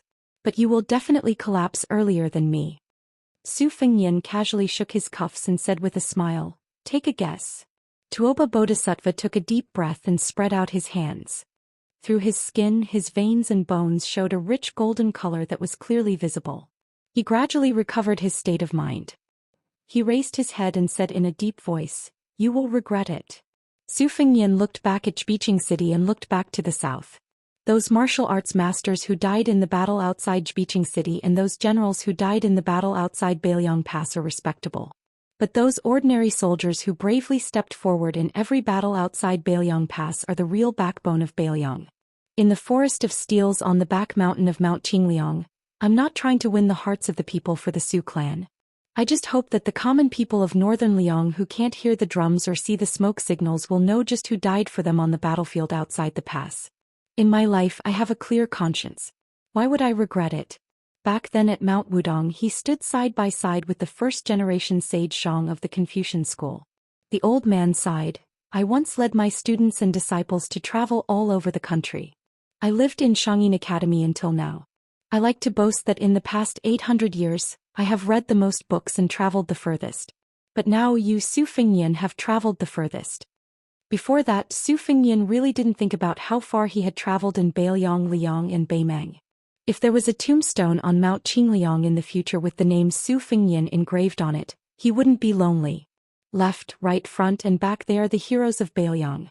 Su Fengnian turned his head and smiled at Tuoba Bodhisattva. "Don't worry. I will definitely beat you up until your parents can't recognize you." Tuoba Bodhisattva's figure flew backward and laughed, "Come and fight."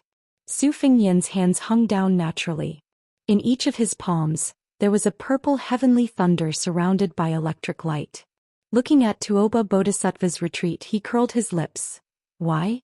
Not only do you want to stall for time, but you also want to use Dongzhu's troops to kill me at Huayang Pass? To be honest, you are worse than Wang Xianji." After Su Fengnian disappeared in a flash, he only left a sentence that lingered on the battlefield, 108,000 miles. The rumbling of thunder continuously resounded in the vast area outside of the northern Mang army's northern borders, continuing without end. At this moment, the north gate of Bailiang City opened wide. Bailiang cavalry rushed out and crashed into Beimang's infantry formation. The east and west gates opened as well. 5,000 men of sacrifice rushed out from each gate. About an hour later, a burly figure fell into the heart of Beimang's army like a meteorite. He was thrown here from afar. In the big pit, Tuoba Bodhisattva was badly mutilated. No one knew if he was dead or alive. Above the mortal world outside the gate of heaven, there was a total of 81 immortals, and after walking out of the heavenly gate as immortals, they were all reduced to banished immortals without exception. The Peach Blossom Sword Deity. Chapter 2018. How was his swordsmanship? His swordsmanship was heavenly. Previously he had been forced back 30,000 feet by the 12 immortals, including 4 sword immortals in the sky. However, in the end only the Peach Blossom Sword God returned with his sword. Dong Tai held the Taiya sword in one hand and raised his other hand to knock on the door. He smiled and asked, "The guest has arrived. What should we do?" Finally, there was no movement from within the glorious gate of heaven. At this time, Groom Yu had already returned to Beimang City with the head of Zhong Liang from Beimang. Su Yambing asked for a horse from the Bailiang frontier army and left the city with his spear. Sword attendant Su Hua left behind the young Wu family sword crown with heavy internal injuries. She wore armor and carried the ancient sword Su of Gojoseon on her back. She opened the path for the right-wing cavalry of Beimang City. Red Robe Su Ying and Lady He rode on the same horse and hid in the left-wing cavalry. The grand battle of North Jebei City's defense had finally begun. Ending Chapter 1. There is no Central Plains. The third year of Xiangfu, the end of autumn. The king's 10th army that participated in the annual autumn hunt did not go south to Liangzhou Pass. Instead they went north and returned to the capital of Baiting. During the autumn hunt, His Majesty did not show up except for one night during a meeting in Painted Ash. Taiping Ling and Yelu Chukai accompanied him all the way. In the night there were many palaces. In a small room that was far from being luxurious, the candlelight swayed gently. Not only did it not illuminate the room as bright as day, it added a bit of gloominess. This was probably the so-called, "the forest is too quiet." An old woman with a serene expression was lying quietly on her sickbed. She seemed to be reminiscing about the past and her youthful days. Beside the bed, Taiping Ling, who was the teacher of Beimeng, sat on a small stool. He lowered his head and stared at the old woman with protruding cheeks. Her white hair was like frost. Li Mibi, who had single-handedly created the Beimeng spider web, behaved even more strangely. He just sat on the threshold of the house. At this moment, the shadow prime minister, who had made countless Beimeng nobles' hair stand on end, was truly like an old man past his prime, lonely and bitter. "Your Majesty, do you feel uncomfortable?" The magistrate of peace spoke calmly, without the slightest hint of nervousness or fear, nor the slightest hint of sorrow. Instead, there was a rare gentleness that was out of place at this time. The old woman didn't answer his question. Instead, she asked softly, "Are you wondering why I don't want to accept the gift from the celestial being and why I don't want to live for another 4 to 5 years? Taiping Ling nodded, then quickly shook his head and said gently, "It doesn't matter." The old lady laughed it off and asked, "Do you think that foolish son of mine, with his heart higher than the sky and his life thinner than paper, will be able to take down the north resisting city with his 400,000 soldiers?" Taiping Ling answered cautiously, "As long as Tuoba Bodhisattva defeats Su Fengnian, the situation is set. Not to mention a dozen or so martial grandmasters of the Central Plains, even 10 more would be useless. Even if Tuoba Bodhisattva loses, we may not lose. Your Majesty, you don't have to worry too much about the war." The old lady gently placed her hands on her abdomen, the corners of her mouth twitching slightly. "Worry? I'm not worried about the war outside Liangzhou Pass at all.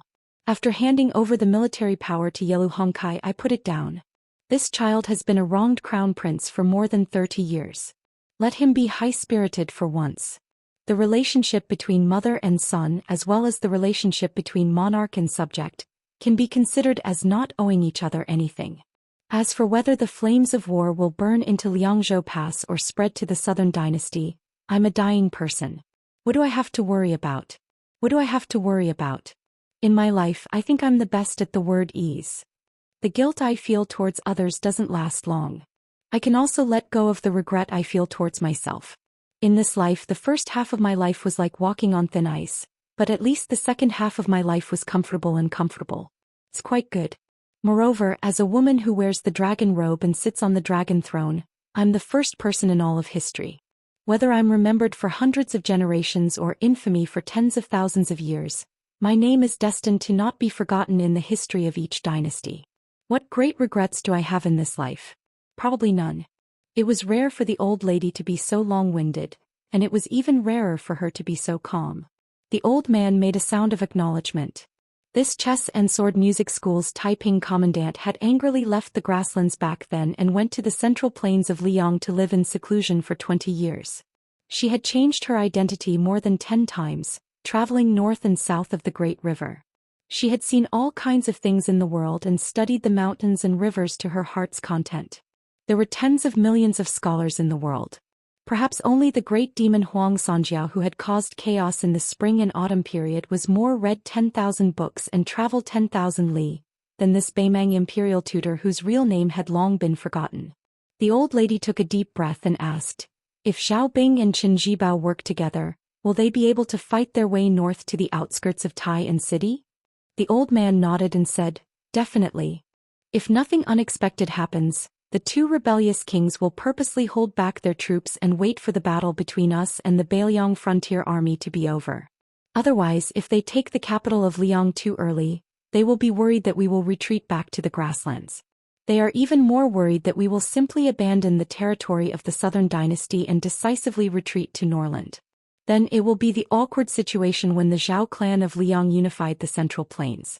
With the temperament of Yan King Zhaobing, he will not let his efforts go to waste.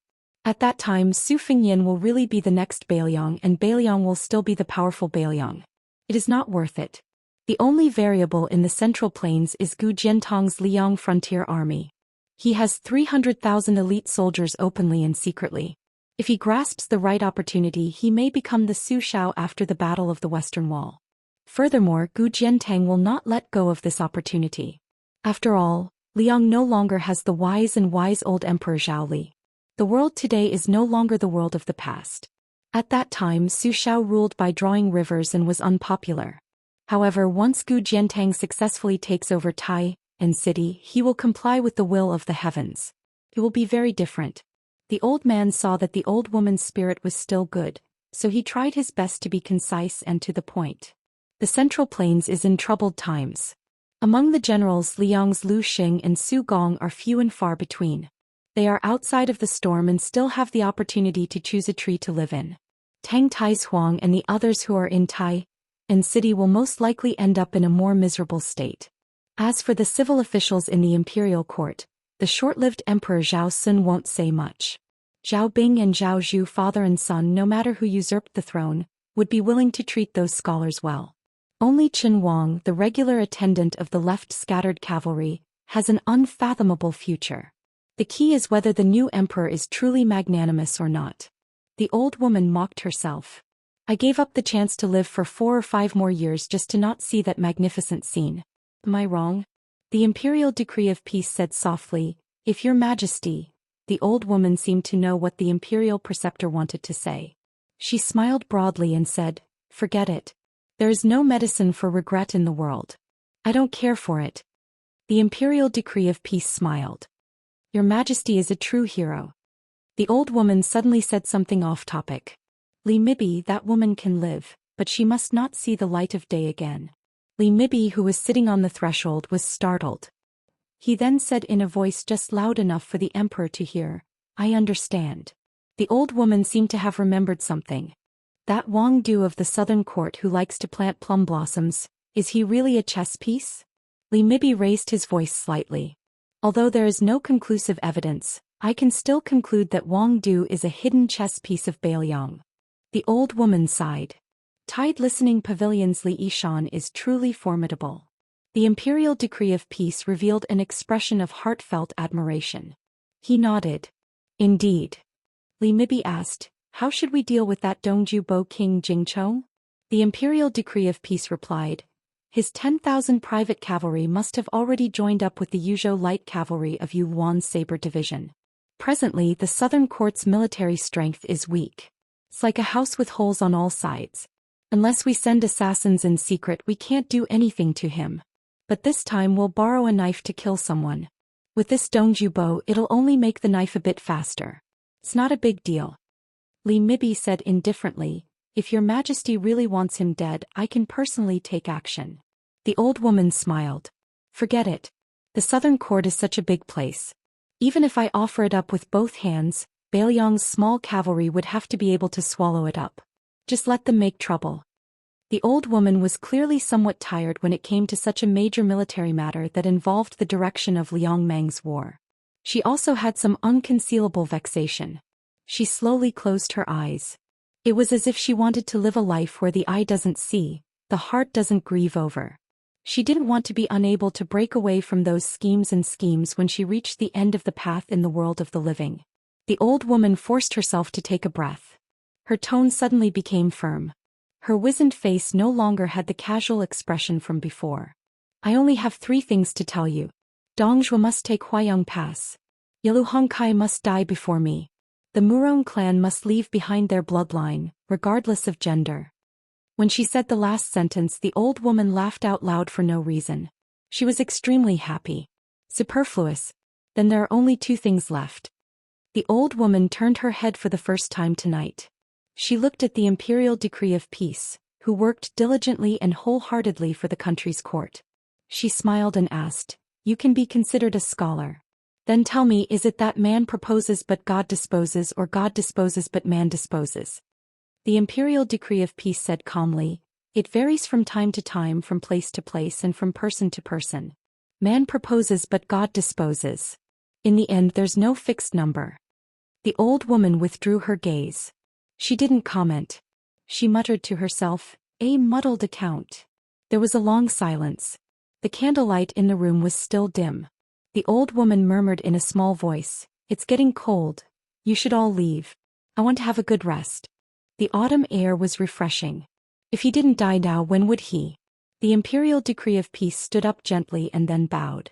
The old man refused to straighten his back for a long time. He turned and walked out of the room. Li Mibi stood on the steps of the small courtyard as if he was waiting for the imperial decree of peace. After the imperial decree of peace closed the door, the two old men stood side by side. Li Mibi sighed softly. There are still too many things that haven't been explained clearly. The imperial decree of peace didn't comment. Li Mibi suddenly sneered. If you leave too much blank, your authority as the imperial preceptor will grow. In the end, His Majesty didn't even leave a name list for the imperial preceptor. This is indeed what you want. Chapter 2019. As for the Beimang Empress's funeral, it was destined to be kept a secret. When the old woman refused to add oil to the celestial, she knew that she did not have much time left. Thus she had informed the Taiping magistrate and Li Mibi that if she could not survive the Battle of North Jebei, she would use the excuse of being exposed to the autumn cold to let the Taiping magistrate handle all government affairs. She had already changed the people in charge of the big and small seals to the Taiping magistrate's trusted aides. When the Taiping magistrate said that she was a true hero, he was speaking from the bottom of his heart. Yelu Hongkai, an old official who had followed the orders of 3 dynasties, was bound to die. If it were not for Li Mibi, who could barely hold back the first master of the chess and sword music school, no one in the grassland could challenge her. It was very likely that the next ruler of the grassland would be in her hands. After all, the empress did not mention who she wanted to inherit the throne.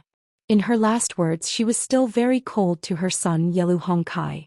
My descendants are not like me. This sentence had been widely spread in the grassland. Fortunately, the word shao was not replaced with filial piety. Otherwise, Yelu Hongkai would not be able to eat or sleep. After all, the mediocre descendants were not like the heroic ancestors. Each generation was worse than the last. This could be explained by the will of the heavens. To a certain extent, the reason why Yelu Hongkai could live until today and even control 400,000 soldiers was because of the weak crown prince is not like the iron-blooded empress. Otherwise, how could the cub survive when the 2 tigers fought? Li Mibi's words did not cause the Taiping magistrate's face to change at all. This old man who had once said that he would use black and white to buy peace was now thinking about the weight of some chess pieces. Crown Prince Yelu Hongkai was naturally not as mediocre and useless as people thought. However, the private meeting with Wang Du had caused the Crown Prince to completely lose the Empress's favor. The Empress had always thought highly of the youngest general in the grassland, Dong Zhuo. However, he was ambitious and difficult to control. Even the best person in the world could do the worst thing in the world if he became the Empress. The common people in the world could be divided into 2 types of people: the Empress and everyone else. Would Yelu Dongkai be unable to recover after losing the protection of his grandfather, Yelu Hongkai? Could the Murong family's treasured cauldron become the life-saving talisman for the entire Murong family? Could Tuoba Bodhisattva, the loyal guardian of the grassland, have also thought of wearing the yellow robe? After all, to Tuoba Bodhisattva, the presence or absence of His Majesty made a world of difference. Taiping Ling finally came to his senses and turned his head with a smile. You Su Huainan and I seem to have all lost. Li Mibi, who had never expected the Taiping order to say this, stared blankly for a moment. Then he put his hands behind his back and sneered, everyone has their own way of living. Su Huainan's thoughts are the deepest, so his life is the most tiring. You're not any better. People who know how to play chess tend to have a strong desire for victory. I'm the only one who thinks the least and has the easiest life. Taiping Ling chuckled softly. You didn't think the least but admitted defeat the earliest. The expressionless spy neither admitted nor denied it. The peace order sighed. I'll have to trouble you from now on. Li Mibi said unhappily, it's my duty. What trouble? Taiping Ling patted Li Mibi's shoulder and joked, that's right. You're the kind of person who likes to hide and scheme against others. You should be enjoying it. Beimang's shadow prime minister, who was used to being alone, was obviously not used to the other person's actions. He frowned, but some of the depression in his heart dissipated. The night was dark. Outside the house, the two elders with the greatest authority in the grassland walked down the steps one after another and parted ways at the door of the small courtyard. After Taiping Ling had walked far away, he suddenly turned his head back. Tears streamed down his face as he muttered, Miss Murong, Miss Murong." On the sickbed in the house, the old woman gently grabbed an old mink coat on the side and covered herself with it. She slowly fell asleep. Her withered fingers gently brushed the mink coat. Just like that little girl whose face and peach blossom blushed, she was in a foreign country. The first time she saw that young man from Liaodong, she felt as if she was bathed in a spring breeze. The third year of Xiangfu winter. The central plains were not stable. The situation in Guangling, Jiangnan, and north instantly took a turn for the worse. This was because the king of Shu, Qin Jibao, and the crown prince of Yanqi, Zhao Zhu, went to the tent of Wu Zhongshuan's army without any retinue. They persuaded the south-conquering general, who held the title of Minister of War, to change sides again. The rebel army went up north. Lu Xingxiang, whose army was stationed in the south of the capital, fell into a perilous situation in the blink of an eye. When the Huangzi officials of the Great Peace Palace heard this shocking news, everyone panicked like ants in a hot pot. Tantanon, who had already resigned due to illness, had no choice but to participate in the court meetings again. Only then did the people calm down. In the middle of winter, the weather was cold and people's hearts were cold. A carriage slowly drove out of the Huan Manor and came to a dilapidated manor just a street away. The signboard had been taken down long ago, and it was an ownerless place. The old man carried 2 jugs of wine and walked down the carriage. He walked up the steps and reached out to tear off the seal on the door. There were a few Zhaogo spies hiding in the shadows. Although they were of high rank, they tactfully ignored him. The old man hugged the 2 jugs of wine to his chest and pushed open the door with great difficulty with one hand. The old man familiarly walked around the corridors and came directly to the study. Some books had already been moved away, some were still left. The ones that were moved away were just collecting dust. It was just a change of location. There was still only one chair in the study.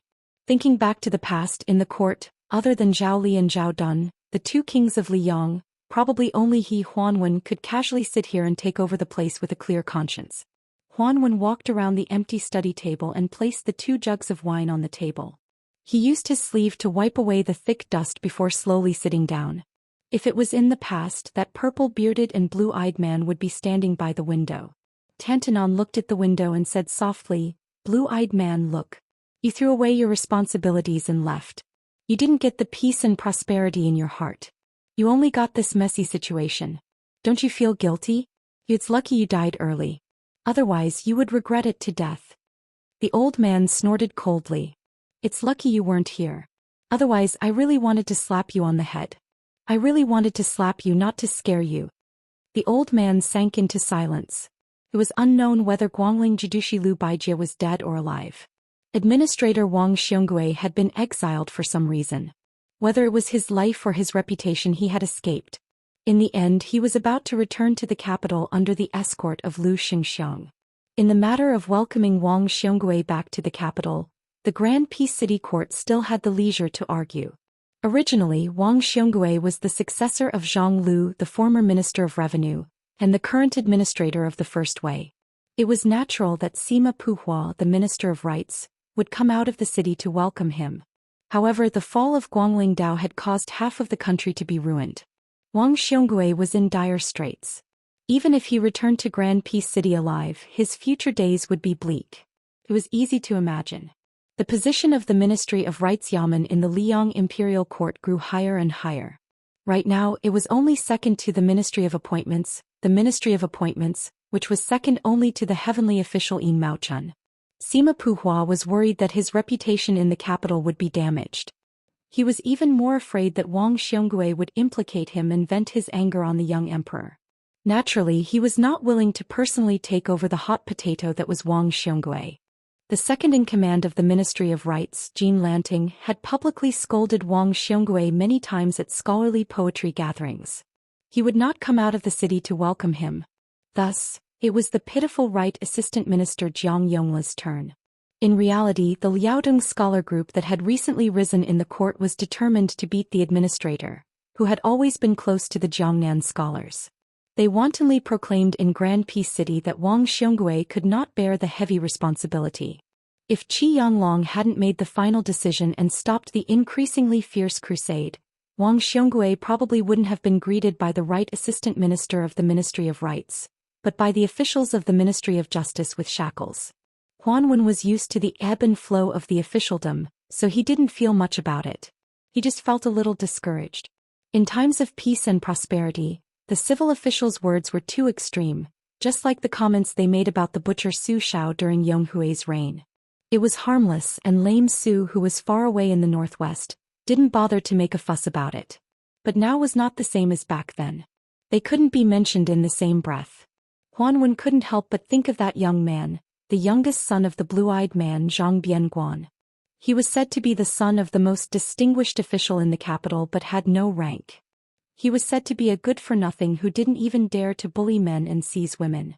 He was neither high nor low. The young man didn't rely on either side, so he didn't like to talk to anyone. Of the children of the blue-eyed man, only Zhang Bianguan was the one he liked the most. He wasn't afraid to see him and dared to make any jokes. Huan Wen heard that after Zhang Bianguan left the Zhangfu, he married a woman from a small family. He lived an ordinary life in the streets. What he liked to do the most was to wander around and watch those pigeons fly in the sky of Great Peace City. Day after day, year after year. Unfortunately, in the end, this young man who stood aloof from worldly affairs had died. The old man opened a jug of wine, raised his head and drank. He suddenly felt slightly sorrowful. The old man held the jug of wine and walked to the window. He pushed open the window and looked at the gray sky. It's late and it's snowing. Can I drink a cup? How could one cup be enough? A jug was just enough. The old man drank a mouthful of wine, wiped the corner of his mouth and said with a smile, "Ha, you can't drink this kind of fine wine. You'll be starved to death." This Tantanon, who had been in a high position for 3 dynasties, sighed and said in a small voice, "I almost forgot, you are someone who doesn't like to drink." The old man said angrily like a child, "There is someone in the world who doesn't like to drink. Preposterous." Tantanon leaned against the window and looked at the desk. He took small sips of wine and quickly drank more than half of it. His eyes were slightly hazy. A little tipsy but not completely drunk, this was the end of life. The old man seemed to see a scholar with a purple beard and blue eyes sitting upright behind the desk, looking at him with a smile. Chapter 2020. Tantanon remembered the time when he and that guy were young, studying the books of the sages together. He slowly raised the wine pot and laughed softly. "Don't think of the errors of Confucianism, reading does not disappoint." That person seemed to reply, "In the morning I am a farmer, in the evening I ascend to the hall of emperor." Tantanon then continued to recite, "The court is full of Zhu Zigui, all scholars." In the end, the two recited together, "The emperor values heroes." Tantanon laughed loudly, not daring to look in that direction, afraid that he would not see that figure again in the next moment. The old man drank the last mouthful of strong wine in the pot, placed the pot on the windowsill and staggered out of the study. "Only my generation betrays the books of the sages. Since ancient times, the books of the sages have not betrayed me." On the desk there was a pot of wine that no one drank. Since ancient times the sages have been lonely. Only the drinker leaves his name. Unexpectedly, after Wang Xiongui returned to the capital, the emperor was not angry. Instead, he comforted this Guangling Confucian at the court meeting. However, after learning that the fate of Tongxi sword Saint Lu Baijie was unknown, and that he did not join the rebel vassal King Zhao Bing, the young emperor seemed to be moved. After hearing this news, not only did the emperor Zhao Zhuan let out a sigh of relief. In reality, all of the court officials from the Jiangnan circuit felt as if a heavy burden had been lifted from their shoulders. Of the 4 great clans of Jiangnan, after Lu Daolin and Lu Baijie had successively become ministers of Liang, the Lu family could be said to have surpassed them and become the leader of the Jiangnan officials. Once Lu Baijie, as the leader of the southern party on the surface, betrayed the Zhao family of Liang, it was certain to be a disaster in the officialdom of Liang. Perhaps the 3 great clans of Jiangnan, who were of the same breadth and branch as the Lu family, more or less hoped that Lu Baijie would rather commit suicide than live an ignoble life of riches and honor. Taking a step back, as long as there was no news of Liu Baijie, it was definitely a blessing in disguise. In fact, after the incident of the spring snow building, the performance of the generals was too disappointing. Jizhou General Yuan Tingshan betrayed them. The old general of the spring snow building, Song Li, who had become a new nobleman of the Liyang imperial court by quelling the remnants of West Chu, a general with real power, had rebelled. Qi Shentz, a disciple of one of Guangling Dao's great clans, was a first-rate talent of Shangyin Academy. He had just made a name for himself when he turned traitor. Moreover, it was rumored that the three of them led a cavalry as the vanguard and were about to force their way into Liu Xingxiang's army south of the capital. It was not that there was no encouraging news. The newly appointed Jidushi Su Gong of the Lianghuai Dao had deployed troops to the south, in preparation to form a north-south defensive line. He had already firmly secured several major passes and military towns, so that for the time being, there was no need to worry about Jingji's western gate. The two Jizhou deputy generals Han Fong and Yang Huchen each personally led their elite riders to gallop down south, coordinating with the newly appointed Jinggan Jidushi Ma Zhongxian in the north and south, so that the central plains north of Guangling River would not be in turmoil. The original Jidushi Kai Nan's adopted son Kai Bai, under the strong recommendation of Administrator Han Lin, was promoted to Hezhou general. He quickly led troops to Jizhou to assist Su Gong, without any intention of shirking his responsibilities. They were both local generals who held military power. On one side there were traders who wanted to help the dragon. On the other side, the wind knew the strong grass and the board knew the loyal officials. After Wang Xiongui, who was temporarily still the Guangling Jidushi administrator, safely returned to his mansion, he did not accept his wife's suggestion to immediately wash away his bad luck.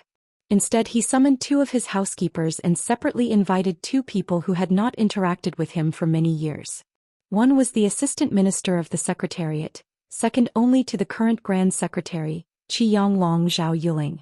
The other was Yin Mao Chun, who was appointed as the Minister of Personnel from the Hanlin Academy. Wang Xionggui's two trusted housekeepers were greatly surprised. It had to be known that not only had their master made it clear that he did not have any contact with those two officials in reality, although the Crown Minister of Eternal Hui Yin Mao Chun and Zhao Yuling were relatives by marriage, their relationship had always been shallow. After the marriage alliance they had even less private contact. Therefore, after the two of them left the deserted mansion, they both felt that they had made a wasted trip. However, the two of them did not expect that one person would come to visit right after they left, and his identity was prominent. Yuangue. They both came from the spring of Eternal Hui. They were both officials who had a bright future in Zhonglu. Furthermore, Yuangue's talent in his early years was even greater than the top three in the imperial examinations, Zhao Yuling and Yin Mao Chun. He had always been the junior that Tantanon favored the most. However, because Yuangue's personality was too lax, his knowledge too high and his talent too great, he was quickly surpassed by Zhao Yuling and Yin Mao Chun in the officialdom. In the end, even Wang Xiongui and Han Lin left him far behind. He finally made a comeback after the Eternal Hui auspicious talisman and became the minister of two ministries. Immediately after, because he did not agree with the emperor, he quickly left Graydon City and was demoted to the two Liao roads to be the deputy provincial governor. He did not accomplish much. Regardless of whether it was Gu Jiantang or the prince of Jiaodong Zhao Sui, neither of them paid much attention to Yuangue. Even the two Liao scholars did not like this Mr. Nice Guy, who became less and less opinionated as he got older. Thus, Yuangue's arrival in the capital did not cause any waves. However, the juniors who had been tricked into drinking by Yuangue, this unscrupulous elder since they were young, had a good gathering in Yuangue's manor. Wang Xionggui's youngest son Wang Yuanran, the most famous young master in the capital, had been abducted by Yuangue when he first drank with prostitutes. For such trivial matters, the former assistant minister of the Ministry of Justice Han Lin, who had always been gentle, courteous and thrifty, had completely broken off relations with Yuangue, this old and disrespectful fellow.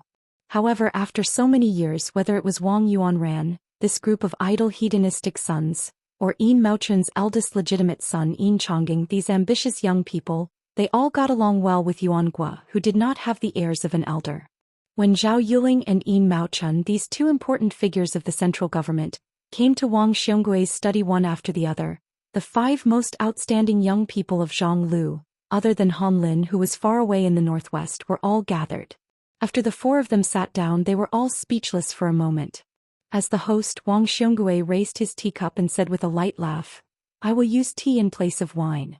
In the future I will have to trouble you to take care of ZC." ZC was Wang Yuanran's courtesy name, a gift from Tantanon's Huanwen. However, the four of them all knew that there was another secret matter involved. In the beginning, Wang Xiongui had hoped that their teacher Zhang Julu would bestow him a courtesy name. However, Grand Secretary Zhang had never been interested in this type of icing on the cake, never opening his mouth to anyone. On the other hand, the knowledgeable Tantanon had always never refused anyone. Regardless of whether it was his colleagues in the officialdom or his scholarly friends, he would always accede to their requests. The reason why Tantanon's officialdom didn't collapse was probably because of this kind of bit-by-bit accumulation. In reality, back then, Wang Xiongui had only casually mentioned it. How could he have the extravagant hope that the Grand Secretary would make an exception for him? After all, back then, the young Wang Yuanran's reputation among the children of aristocratic families was something he, as his father, was well aware of. Perhaps not even the Grand Secretary would be willing to treat Wang Yuanran properly. Every year, during the first month of the new year, when Wang Yuanran and his older brothers followed Wang Xiongui to visit the Grand Secretary's residence, each time, they would be like mice entering a cat's nest, definitely not daring to say a single extra word. No wonder Wang Yuanran's courage was so small. Just think about it, when the Grand Secretary's sons saw Zhang Julu, it was as if they were facing a great enemy, not even daring to breathe loudly. How could Wang Yuanran dare act rashly? Only for some reason Wang Yuanran's courtesy name ZC really did come from Zhang Julu's writing. It was just that he found an opportunity to pass it on to Huanwen, not willing to make it public. Wang Xiongui was overjoyed at this turn of events. It really wasn't an exaggeration to say that he cried tears of joy. However, the Minister of Revenue, who was well versed in the rules of officialdom, didn't dare make it public at all. Even when it came to his wife and son, he still didn't reveal the truth. Yuanguo was the first to speak. "What problem is there? ZC has turned over a new leaf and is no longer muddle-headed like before. This is a good thing. As an elder, of course, I have no reason to refuse." Then Yuanguo turned his head with a smile toward Zhao Yuling and purposely asked, "Sir Zhao, is that right?" Zhao Yuling glared at this fellow, but when faced with Wang Xionggui's almost pitiful gaze, he nodded and smiled. "No problem." Only Yin Maochun didn't speak. During the spring of eternal Hui, Yin Maochun was extremely outstanding. Otherwise, he wouldn't have been raised as a prime minister by Li Yang's previous dynasty's imperial teacher, Yuan Binshi. He was even more valued than the other person, Song Dongming. Yin Maochun, who had been in charge of the Hanlin Academy for more than a decade, was also the most famous official in the world who deserved the reputation of having students all over the world. In a sense, Yin Maochun had more potential than Zhao Yuling, who was for the time being slightly higher in rank and more powerful than himself. Wang Xiongui saw that Yin Maochun didn't speak, so he didn't force it. He didn't dare to force it. Unexpectedly, after Yin Maochun put down his teacup, he said sparingly, "Very well." Wang Xiongui suddenly said, "My teacher once said that scholars are duty-bound to rule the country.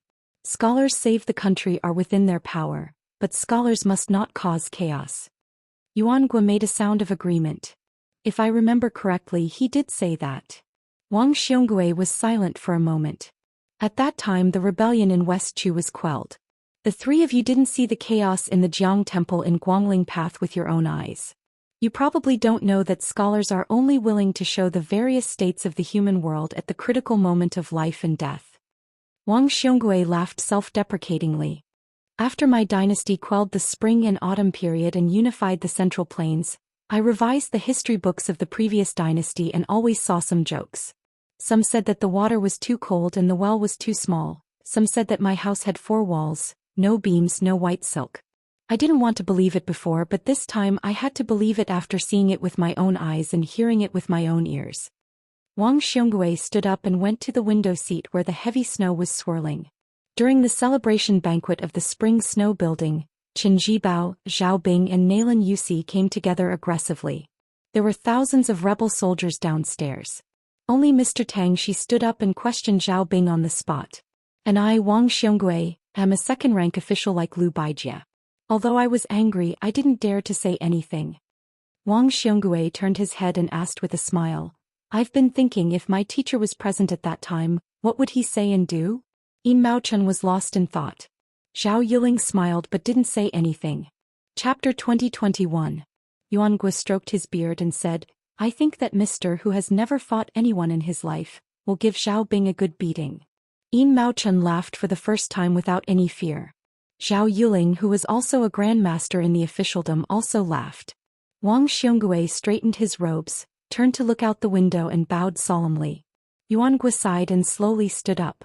He also straightened his robes and bowed. Zhao Yuling and Yin Maochen looked at each other and smiled. They stood up at the same time and bowed as well. This was the matter of scholars. No matter what other scholars in the world think or do, I, Scholar Zhang Lu, cultivate my body. The Qi family. Rule the country. Pacify the world. At the border of the imperial city of Great Peace City, the door to a small courtyard was half closed. A blind young man and a maid who depended on each other were cooking wine in the snowy night. The maid called Xinghua said worriedly, Young master, it seems that the outside world is becoming more and more chaotic. When I went to buy food, I heard that the 3 rebel kings fought their way here and almost ran into Assistant Minister Lu's army. The price of rice in the capital has risen a lot. If we don't stock up, it will be troublesome. The young man, who was dressed in white and smiled proudly at the nobles, said gently, Don't worry, we won't starve. However, as long as one has food at home, one's heart won't panic. She wanted to speak but stopped. In the end, she couldn't help but ask in a small voice, Young master, can we defend? If the 2 border armies of Gu Dazhou come down south to help, will we be able to quell the rebellion? But even I know that the king of Shu, Qin Jibao, is very good at using troops. He is helping the king of Yan and the others. What should we do? Lu Su, who was in charge of Liang, said softly, The white-robed war saint chose to take in Wu Zhongshuan's army not just because he wants to end the battle quickly. It also means that the scenery in the distance is not in Great Peace City, but Gu Jiantong's border towns. Xinghua was confused. What is he thinking? Lu Suan joked, Only God knows. She carefully handed a cup of hot wine to Lu Su. Over the past few years, the 2 of them had a tacit understanding. Although she was blind, she naturally took the cup. When Lu Su lowered his head to drink, she sighed, Sigh, it's only been 20 years of peace and there's going to be turmoil and chaos again. The corners of Lu Su's mouth curled up. The 2 of us can be considered lucky to have just lived for 20 years. In the early years of Yonghui and this year's 3rd year of Xiangfu, the people of the Central Plains, the old people from the past, and the children now will all have to live in fear. She smiled. You're right, young master. Lu Su turned his head and looked at the half-open door. He pursed his lips and looked calm. She looked at the side of young master's face, her eyes dazed. She didn't have any extravagant hopes. She only hoped that she could stay by his side until she saw her young master's hair slowly turn white, and her young master would never see her unbearably old appearance with white hair. Lu Su slowly turned his head and broke the silence. I've already dismissed Spy Zhao today. You can say anything. Xinghua hesitated. Young master, do you occasionally feel lonely? The blind young man smiled and shook his head. I'm a virgin, happy and content. Xinghua stuck out her tongue. Young master, you're so calm and indifferent. You're really amazing. He mocked himself. The frog in the well talks about the sea, the worm in the summer talks about the ice. That's amazing. She didn't really understand, so she didn't say anything. Lu Su suddenly said, I remember that there's spring water in my hometown. It's known as the 9th best spring in the world by the Dafeng dynasty's tea sage. If you pour the spring water into a cup, the water will not overflow. It can even float copper coins. Xinghua widened her limpid eyes. Is it really that magical? Lu Su laughed. Floating copper coins are definitely fake, but it's true that it's like drinking wine in a cup. If there's a chance, we can use the spring water there to boil wine. Xinghua nodded her head vigorously. Lu Su raised his head slightly and whispered, This spring is the most pleasant. The 18 spring seasons. She asked curiously, Young master, who wrote this poem? It's quite good. Lu Su stretched out his finger and pointed at himself with a gentle smile. Xinghua immediately said in a serious tone, It's really a good poem. Lu Su pointed at her. You're not very good at flattery. Xinghua blushed. Lu Su gently opened his palm to the woman beside him. She felt as if she was struck by lightning. She was timid and gentle. Finally, she gathered her courage and stretched out her cold and slender hand and placed it in his palm. Lu Su held her hand tightly and said, "Xinghua, I'm blind. In the future, help me look at those great rivers and mountains. If you see them, I will see them too." She choked and said, "Young master, don't despise me for being stupid." Lu Su shook his head and said softly, "I don't dare." Outside the house, the heavy snow fell on the world. Inside the house, the people were as warm as spring. The 4th year of Xiangfu, early spring. The last heavy snow at the end of last year had yet to melt. Jiaodong King Zhao Sui led his elite troops to the south. At the same time, Hezhou General Kai Bai's elite cavalry and Yang Huchen's and Han Fang's cavalry successfully merged. Jinggan Jidushi Ma Zhongxian announced that he had gathered 100,000 elite troops and was about to head east. These good news added a festive atmosphere to this year's first court meeting. After the court meeting, Sun Yin found Fan Zhongho in the crowd. He said that he had recently picked up an incomplete chess piece. It was true that he had achieved great success. His chess skills had skyrocketed. He would definitely be able to teach this 10th-level chess saint a lesson. Fan Zhongho was originally walking side by side with Song Kelly, who was also in the Hanlin Academy. The two of them had a good relationship. The young phoenix of the Song family, whose family had declined, had always been silent. Only Fan Zhongho and he often talked at night. After hearing Sun Yin's provocation, Fan Zhongho smiled and agreed. They agreed to meet tonight at Sun Yin's house. Sun Yin repeatedly reminded this great national player to not forget to bring the liuji mutton from the horse stop. Fan Zhongho had to promise that even if he did not show up, he would not miss the mutton. Only then did Sun Yin give up. The top scholar of the last imperial examination, Li Jifu, ran all the way.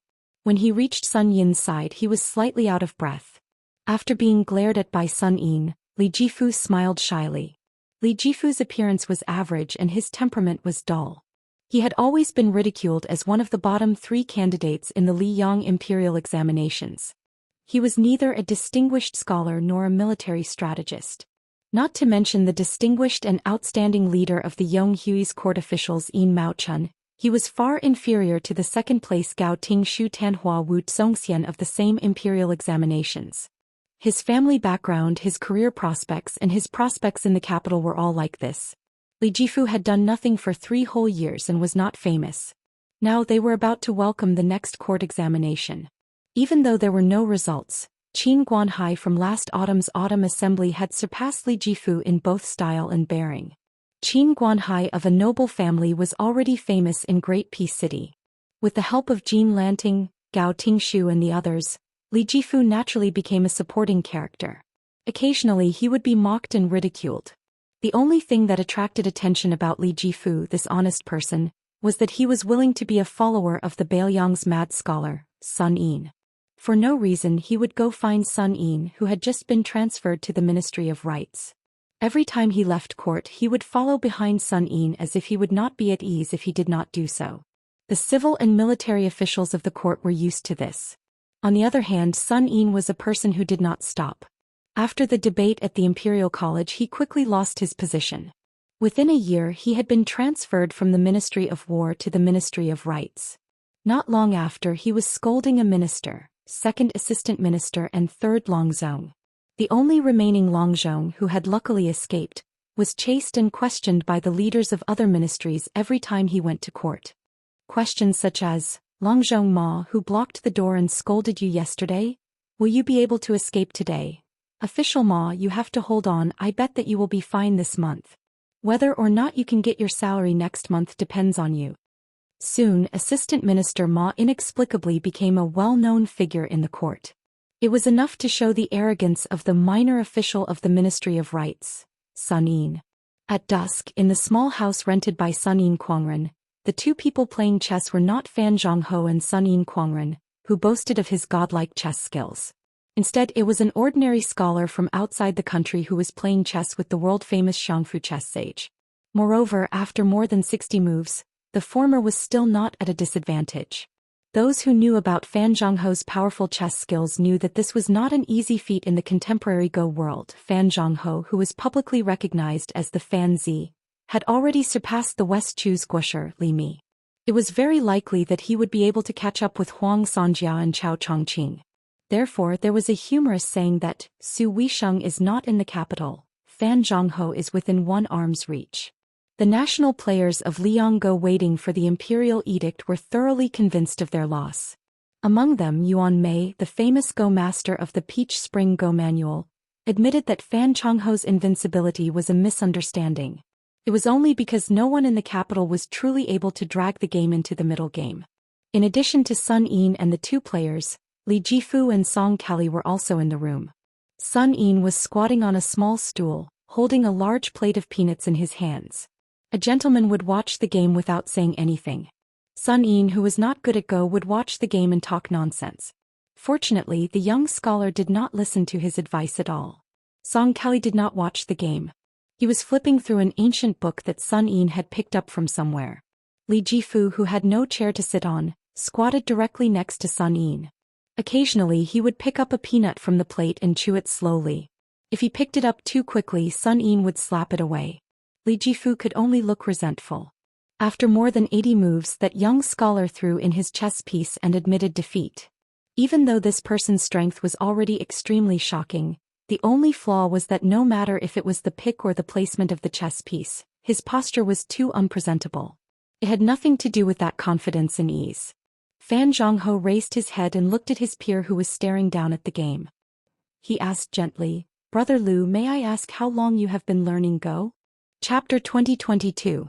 The young man surnamed Lu raised his head and smiled. "Less than 3 years. I only learned it after I came to the capital for the imperial examinations.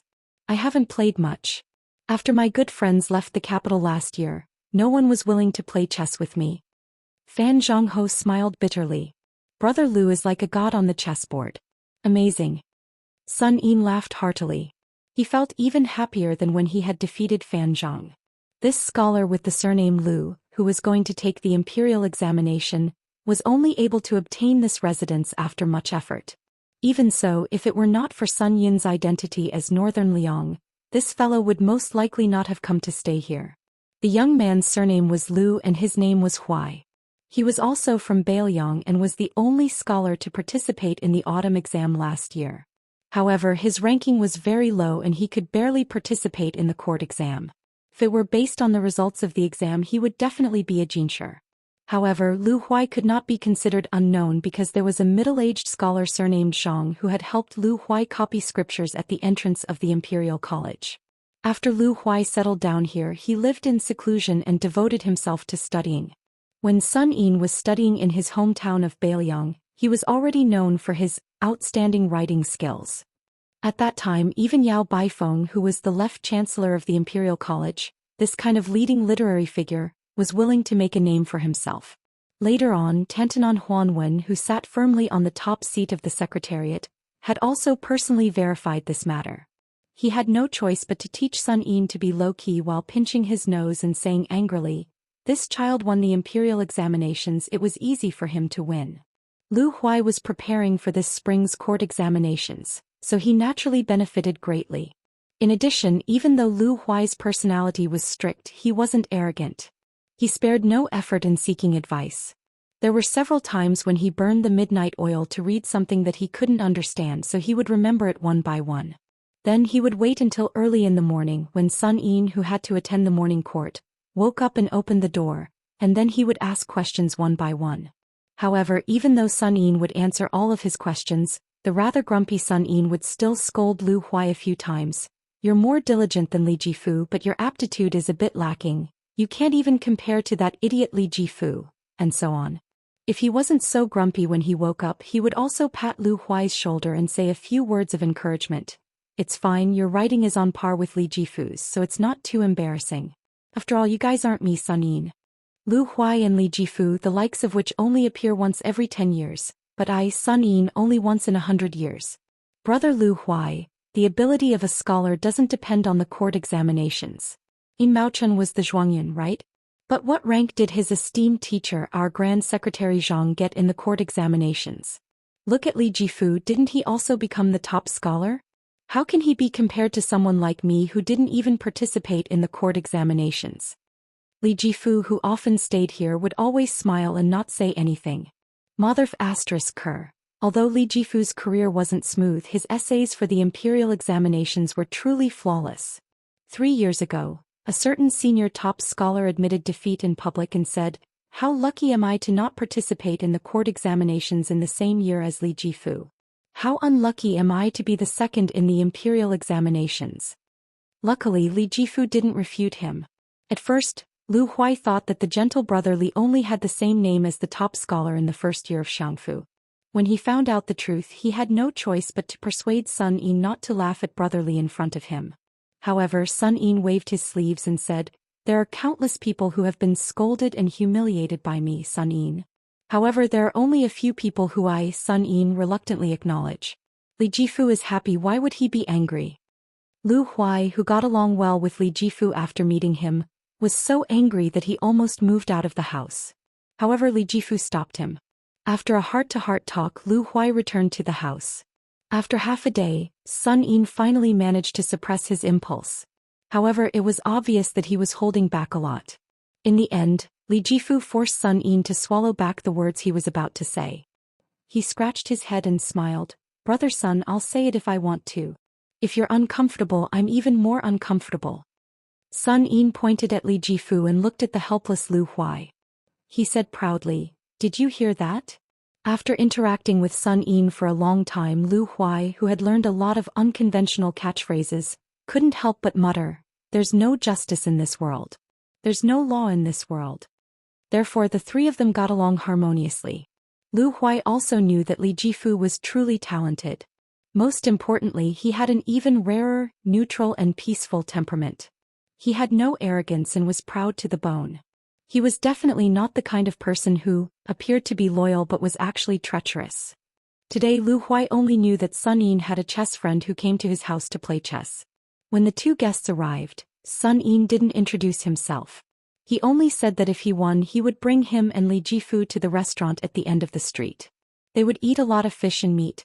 With Sun Yin's salary in hand, he would be able to compete with Kong Fong brothers. If it wasn't enough, he could even put it on credit. How could the name Sun Yin not be worth tens of thousands of taels of gold? Therefore Lu Huai only knew that one of them was surnamed Song and the other was surnamed Fan. At this time, when he heard the young man with the surname Fan praise him as divine and amazing, Lu Huai's expression became a bit strange. He was just a layman who had unintentionally learned how to play chess.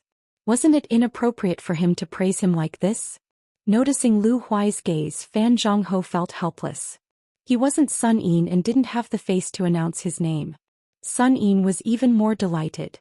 He grabbed the last handful of peanuts on the plate and gave half of them to Li Jifu. After getting up, he shook his robe and said with a smirk, "Lu Huai, do you know who this guy is? Fanzi of the chess world, the 10th Dan chess saint, the #1 national player of our dynasty, second to Chao Guanzi, the famous Huangmen of the Hanlin Academy, Fan Duanxian." Fan Duanxian?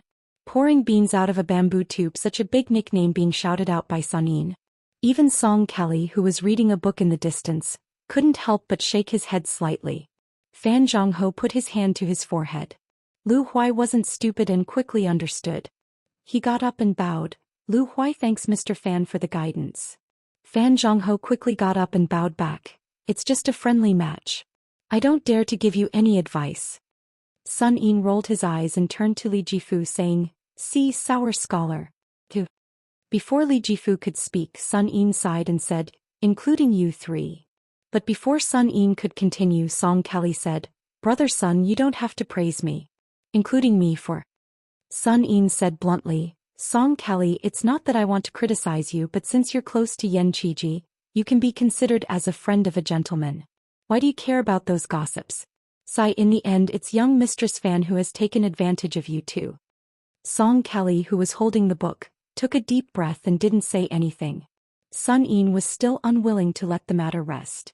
He nagged, "Song Kelly, you must know that the more you know, the lighter you become. What a beautiful couple. Don't waste the Moon Elder's red string because of you." Lu Huai and Li Jifu looked at each other. Was there really something going on here? Fan Zhongho, who knew what was going on, tried hard not to laugh. Song Kelly raised the rare engraved ancient book in his hand, 300 taels of silver.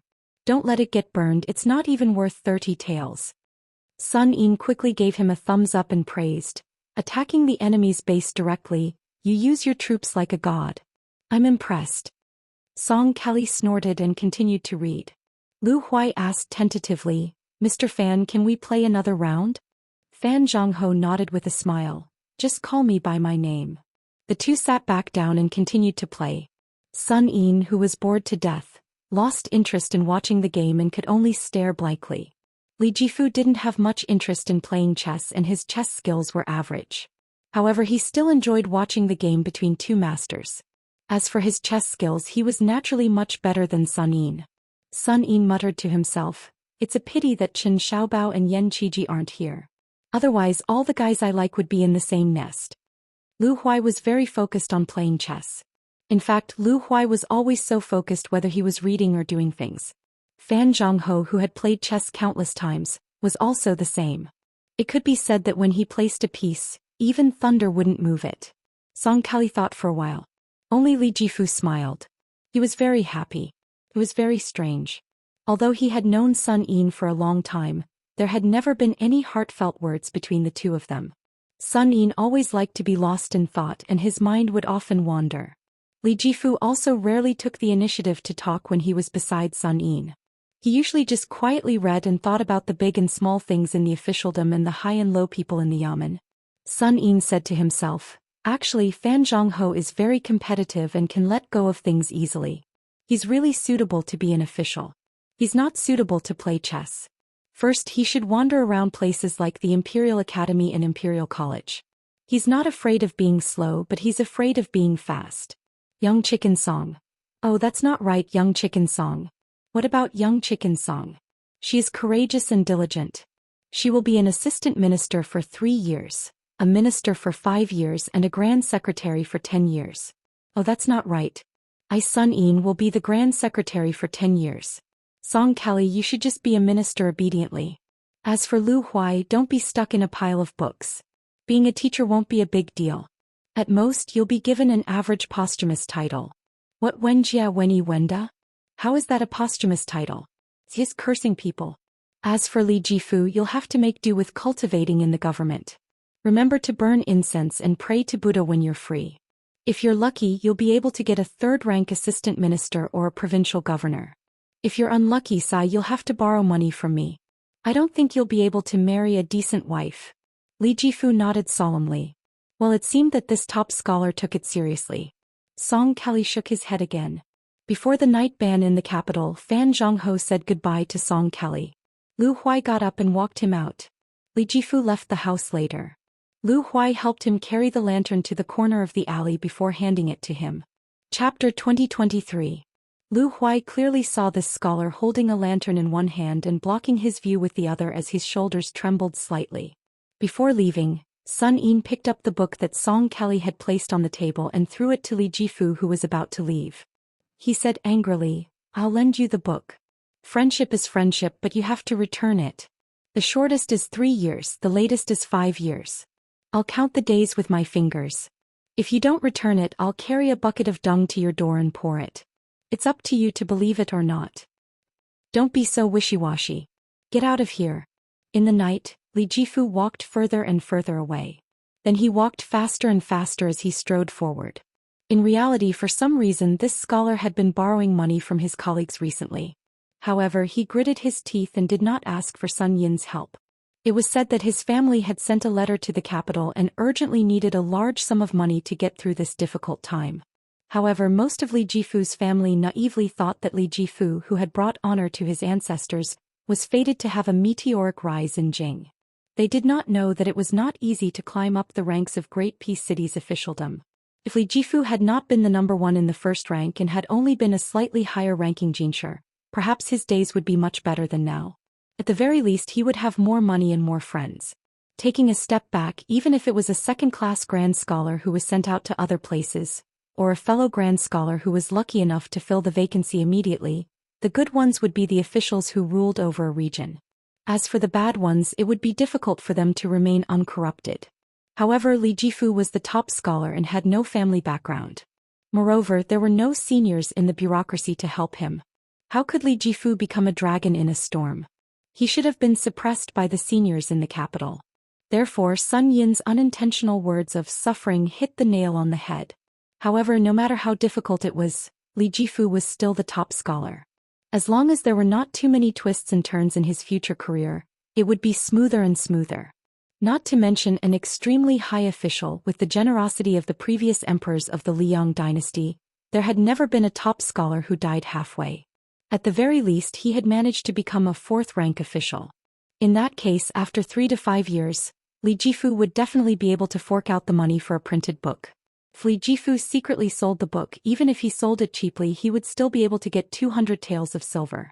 For Li Jifu's family, this was a huge hurdle. As long as they had this amount of silver, they would definitely be able to cross it. Mad scholar Sun Yin.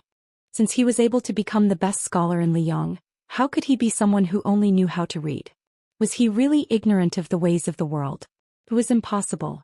Lu Huai returned to the house with mixed feelings. Looking at Sun Yin, who was flipping through a book with one leg crossed over the other, Lu Huai said softly, "Even though I know it's unnecessary, I still want to thank you on behalf of Brother Li." Sun Yin didn't even turn his head as he said indifferently, "You're thanking me on his behalf? Be careful that the blockhead surnamed Li doesn't care about your feelings in the future." Lu Huai said calmly, "Brother Li and I are friends of gentlemen. Although the taste is not as good as wine, wine can quench one's cravings and water can quench one's thirst. I don't wish to have any dealings with Brother Li." Since that's the case. Sun Yin interrupted Lu Huai's words. "Wrong, very wrong. Do you know why in history it seems that in the fierce political struggles of the past dynasties, the true gentlemen always lose miserably, while the hypocrites can win again and again?" Lu Huai was about to speak when he was interrupted by Sun Yin again. This mad scholar stared at the oil lamp and said tirelessly, "You don't know. Even if you think you know now, it's still wrong. Gentlemen like to call themselves friends and not party. The true gentlemen foolishly take it as a standard and really do so. You have to know that on the way to the top, the biggest taboo is to appear to be full of friends, but in reality be alone and without help. When in trouble, especially when the emperor is annoyed, the assistance of the gentleman beside you will often backfire. Why? Because they don't know who the biggest donkey in the world is. It's actually the hypocrites who are willing to throw away their face and the true villains who have the guts to bet all their belongings on the gambling table to win big with a small amount that can help turn danger into safety. Speaking of which, don't think that the hypocrites and the true villains are empty scholars. Let me tell you, whether a scholar's moral conduct is noble and unsullied or not, it has a certain relationship with how many books they have read and how much fame they have obtained, but it definitely has nothing to do with it. Let me ask you, Song Kelly's father and grandfather, the two masters of the Song family, who enjoyed fame overseas during Yonghui's reign, this old man Song, how is his handwriting? He's a first-class master. Who knows, maybe several hundred years later, there will still be countless scholars painstakingly copying and practicing. Is little Master Song's writing good? Of course it can't be better. There's nothing he can't master in poetry, song and prose alone. I'm guessing that 1,000 years later, when there's a ranking of the top 10 masters of prose, Song Kelly's father will still have a place. But if this father and son pair can't maintain their integrity in their later years and ultimately lose their reputation, it's only because the old Grand Secretary Zhang Julu is dissatisfied with their position as the overlord of the literary world. If you want to condemn someone, you can always find a pretext. Do you, Lu Huai, really believe it? I, Sun Yin, don't believe it, or to be more accurate, I only believe half of it. This matter needs to be discussed in depth, broken down into pieces. You'll have to listen to me until daybreak because it involves too many secrets of the imperial court. The trend of the imperial examination in Liang, the rise and fall of the literary vein in the world, the direction of public opinion in Jiangnan, the serious problems of the two departments of civil service and etiquette, and so on and so forth. I reckon you'll have a headache just listening to it. Lu Huai stood in place, dumbstruck. Sun Yin was still crossing his legs, swaying back and forth. He chuckled and said, "As long as you enter the imperial court, there won't be many people who truly share the same ideals, right? But you have to remember one thing. Whether you're an official in the capital or a local government, the number of chairs in the officialdom is fixed. Once you sit down, there will definitely be a few people missing. The feud in the officialdom is far greater than in the Jianghu." This famous saying was said by a certain great writer. Yes, it was me, Sun Yin. When your position is high enough, there will be fewer and fewer chairs. It's even more so. Scholars with great ambitions, if they don't lose their original aspirations in the ups and downs of the officialdom, will only become more and more painful. This is because if you want to let go of your hands and feet to fulfill your ambitions, you need to have a large group of colleagues and subordinates to work with you. You have to take care of all aspects of interest.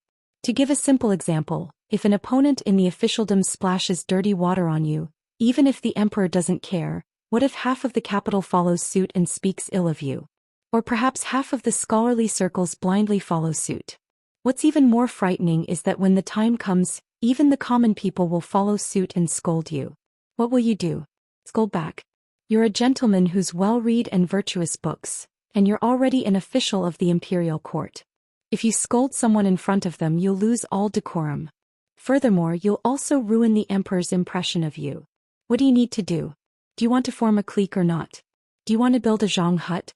Do you want to be the leader of the Green Party? Lu Huai, ask yourself honestly. I can't give you an answer. I just want to tell you that if you want the state affairs to be smooth and the politics to be clear, you will inevitably encounter all kinds of drawbacks that will eventually block the path of the court. And the drawbacks come from the corrupt government. It may also be that the good government is corrupted by the evil, or it may even be that the officials who don't do anything are indifferent. People who talk empty talk are the most carefree. People who do things are the most scolded. The world is bustling with activity, nothing more than profit and gain. Finally, I'll tell you a sad truth. The reason why Zhang Julu sought his own death was because he saw that the sons of the aristocratic families who control the imperial court are used to wealth. No matter how much they value money, if they have the same temperament and character, the former will definitely not be as good as the son of the aristocratic family who rose to the top. I'm not saying that everyone is like this, but it's definitely not a small number.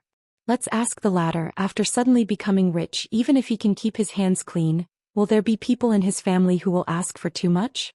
Will they use their power to bully others in the local area? Will they become a tyrant who runs amok in the local area? Of all virtues, filial piety is the most important. After becoming an official, how many people dare not recognize their unbenevolent and righteous parents? Brothers are friendly and respectful. The elder brother has helped you all the way to become a talent. If he says he wants to marry a wife and take in a concubine, and wants thousands of acres of fertile land, will you agree? If the husband and wife treat each other with respect, if the wife's family member commits crimes and is exposed, do you dare to let his head roll on the ground? Are you willing to see the wife who shares the same bed as you wash her face with tears every day? You've been studying with the same hometown for many years. If you're rich and he's not famous, he's begging for a small official position. If he's really talented but his fate is not good, how will you deal with it? If you're rich and prosperous together and your children marry into a family, but in the future he's corrupt and harms the country, and comes to you to give him a way out, his close friends and dozens of family members, including the scholar you gave his courtesy name to, and the young child who recognized you as his god-grandfather, but all of them are hanging by a thread.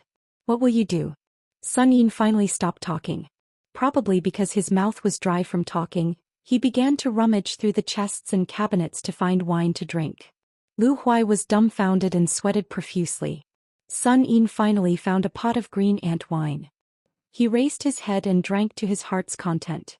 Then he glanced at Lu Huai and said with a smile, "I'm not afraid of the rich being unbenevolent. If those guys die, so be it. If the tall building collapses, so be it. I, Sun Yin, may even take the initiative to find trouble with them. But the words poor and evil, poor people have low aspirations. Are you afraid?" Sun Yin am afraid. He Zhang Julu is even more afraid. Lu Huai did not move or say a word. Sun Yin walked up to him and waved his arm in front of Lu Huai's eyes. "What's wrong? Scared silly?" Lu Huai's eyes were red and there were faint tears. Sun Yin passed the wine pot to the Bailiang scholar and joked, "Don't be afraid. Drink to calm your nerves." Lu Huai shook his head and smiled bitterly. "I'd better not drink. I've never drunk wine before." Sun Yin rolled his eyes and withdrew his hand. He went to sit on the threshold and said with a cheeky smile, "All right, then I'll enjoy the good fortune alone." Lu Huai sat quietly beside him.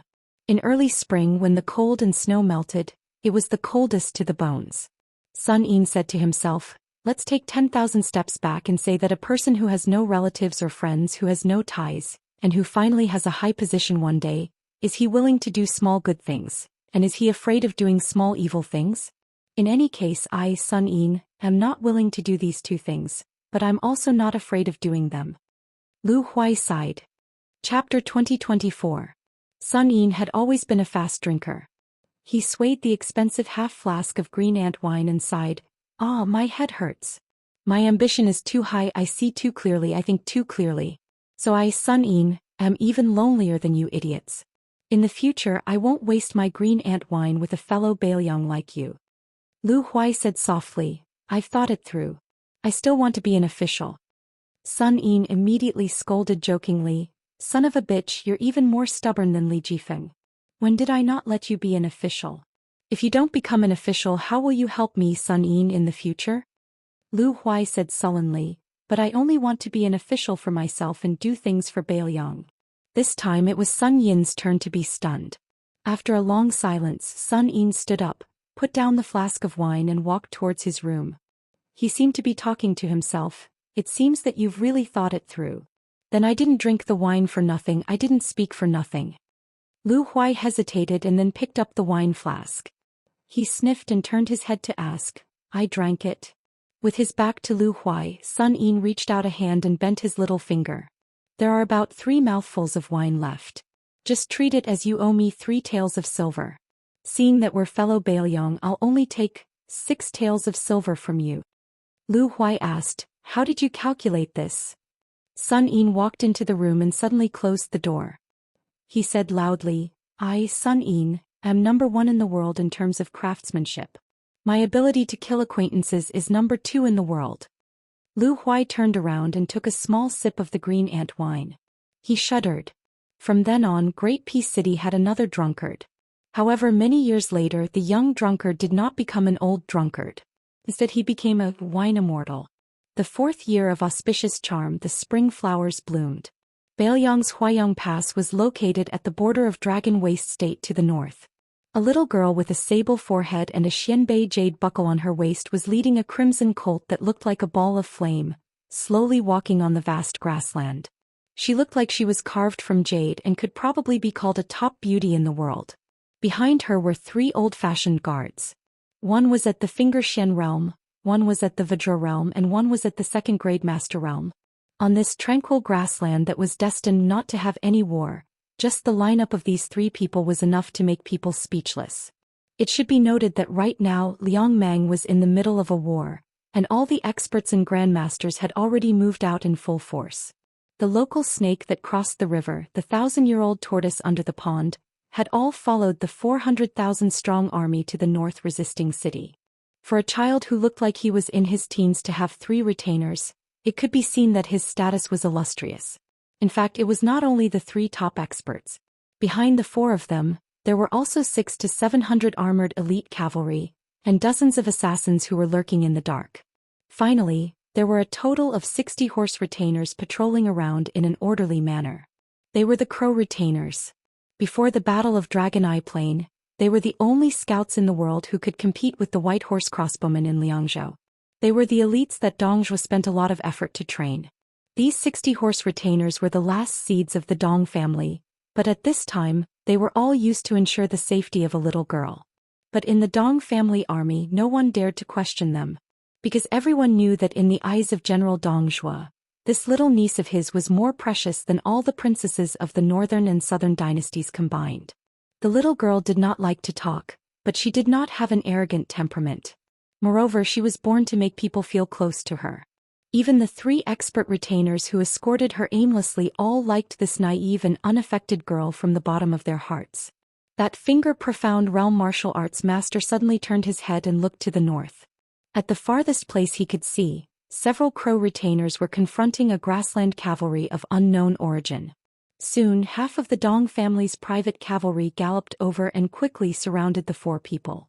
The remaining 300 or so cavalry headed north. That dusty and haggard cavalry seemed to be exhausted from running for their lives. Their formation was stretched intermittently. In the vision of the 6 Crow retainers, there were at least 700 cavalry. Moreover, according to the information sent back by 2 of the retainers, there were at least 1,000 cavalry in this cavalry army. The cavalry leader in the chiliarch attire raised his horsewhip high and shouted angrily, "Quickly get out of the way. I am chasing after a fugitive. This is the military order of the Jade Toad Province's Commandant and General Zhou Xian. Those who block me will die." The 6 crow retainers turned a deaf ear and were completely indifferent. They did not move forward or retreat. The Baimang chiliarch, who was full of anger, narrowed his eyes and gritted his teeth. If it were not for the fact that he saw more than 300 cavalry rushing over, he would have led his troops and charged over. It was only 6 cavalry. No matter how powerful you were, you would still die. The young Dong family cavalry stopped his horse and asked in a deep voice, "Who is it?" The Baimang chiliarch turned his head and spat fiercely, "I am the commander of the Jade Toad Province's commandant, Zhou Xian. Why aren't you getting out of the way? If you delay the important matter, not to mention a kid like you who hasn't even grown hair, even your master will die." The Dong family cavalry said expressionlessly, "I am the chiliarch of the cavalry army under General Dong Yelu Xuezhen. No matter who you are, just charge forward." The chiliarch's arrogance instantly disappeared. It was as if he had become shorter. His lips moved slightly, but he could not say a word. In the entire 13 provinces of the grassland, there were countless generals of all sizes. However, there were only 13 commandants in 20 years. Until Fatty Dong, who was once the king of the southern courtyard, became the 14th. He was also a chiliarch with the same surname Yelu. The chiliarch who came from the north gnashed his teeth in hatred. He glanced at the 6 crow retainers and then looked at the 300 cavalry. He was sure that it was really Dong's private cavalry. Wasn't General Dong fighting to the death with the Bailiang commandant Chu Lushan at the Huayang Pass? How could there be cavalry leisurely strolling around the border of the Dragon Waste province?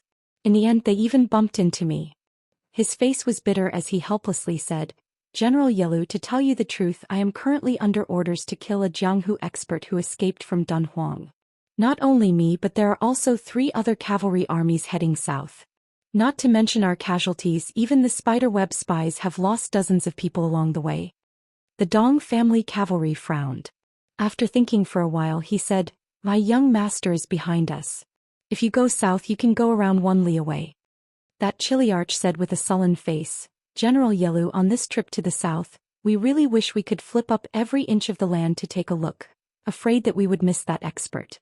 Now that that person is heavily injured, he definitely can't run far. At most he is 10 li away from us. My cavalry army has people who are good at hunting. If you are worried that we will disturb your noble, then I will only bring 100 cavalry to follow you. How about it? General Yelu, you are a magnanimous person. Don't make things difficult for me, okay? Just take it as I, Yelu Xianping, am begging you." The Dong family cavalry was hesitant. The chiliarch put away his flattering expression and said in a low voice, "I, Yelu Xianping, have lost 223 brothers. They can't die in vain." The Dong family's cavalry general raised his head and looked over. Behind this person there was a large cavalry force. There were 7 or 8 small cavalry groups, each with a dozen or so cavalry groups. Most of them were led by a knight who wasn't wearing iron armor. Like a large net, they galloped towards the south in an orderly manner. He finally nodded and said slowly, "I can make the decision and allow you to bring a small amount of cavalry to follow me south. 100 cavalry. If there is one more, I will kill one." Although the Jade Toad provincial cavalry general felt a little regretful, he was more than happy. This person was also a decisive person. He raised his arm and waved his hand. Only 90 or so cavalry followed him south. The rest of the cavalry were 1 li away on the 2 sides, continuing forward. Unknowingly, the encirclement of the 300 horsemen around the little girl had expanded by 50 paces. 3 of her personal retainers were standing side by side behind the girl. Seeing this scene, the Dong family cavalry general, Yelu Xiezhen, narrowed his eyes and didn't make a sound. In the group of 100 people chasing the cavalry army, the 3 riders who seemed to be randomly galloping would occasionally dismount and carefully observe the grassland. They would even pull up a blade of grass and sniff it. They would follow the edge of the circular formation and gradually head south. Finally, they mounted their horses. After the 3 people's gazes met, one of them shook his head at the cavalry general. Yelu Xuanping's expression was complicated. It was unknown whether he was disappointed or relieved. After carefully sizing up the little girl several times from the corner of his eyes, He cupped his fists and said gratefully to the Dong family cavalry general not far away, "No matter what, this general thanks General Yelu." The two cavalry generals had the same surname and the same official position. However, the one who called himself this general knew that he couldn't do anything with the other party. Zhou Xian said calmly, "You have worked hard." The cavalry army that was like an autumn hunt on the grassland continued south to pursue prey. After the cavalry army disappeared from sight, Zhou Xian rode his horse to the little girl's side. He had long since reached out and pressed down on the hilt of his blade, staring at the grassland not far to the south. At the same time, the three martial masters all turned around. The finger-profound realm retainer completely blocked the little girl's figure. The other two were separated by a dozen or so steps. It was Tao Manwu. The little girl poked her head out and softly shouted, "You can come out." There was no movement at all. She raised her voice and kindly reminded, "It's useless even if you continue to hide." Finally, the grassland loosened slightly and then exploded with a bang. An abnormally tall and sturdy figure quickly and violently charged towards Tao Manwu. Two thick chains pulled out a rainbow light, respectively stabbing towards the chests of the two retainers on the left and right of the little girl. The little girl hurriedly shouted, "Don't kill." If it had been a moment later, that assassin's neck would have been broken by the finger-profound realm retainer. This retainer had already arrived in front of the assassin. The 5 fingers of his left hand grasped the man's neck. His right hand clenched into a fist, only an inch away from the assassin's heart. Chapter 2025. The two retainers to Tao Manwu's left and right each gripped a chain that came out of the assassin's shoulders. At the end of this chain were 2 enormous short knives. The little girl wanted to go forward, but for the first time, Zhou Xian showed an anxious expression. He jumped off his horse and crouched in front of her. His eyes were firm but his voice was gentle. "Little princess, don't come near." Tao Manwu grunted, then shouted to the old man. "White-haired grandpa, my name is Tao Manwu. I won't hurt you and you're about to die." The white-haired old man's eyes shone. "Little girl, what did you say you were called?" "Say it again." Tao Manwu shouted loudly, "My name is Tao Manwu." Then she said something that no one, including Zhou Xian, could understand. "I know that person." The old man laughed hoarsely without the slightest bit of sorrow of someone about to die, only an indescribable pleasure. Good, good, good. What a good, heaven never bars one's way. Heavens, just take it that I surname Chu owe you once. Tao Manwu tugged at Zhou Xian's sleeve and said seriously, "Big brother Xian, can I say a few words to white-haired grandpa? Don't worry, I know he won't hurt me. I won't lie to you." Zhou Xian was the only one who knew about the little girl's talent. He intimately rubbed her little head. "But me and the 3 elders will all stay by your side, okay?" The innocent little girl nodded her head vigorously like a chick pecking at rice.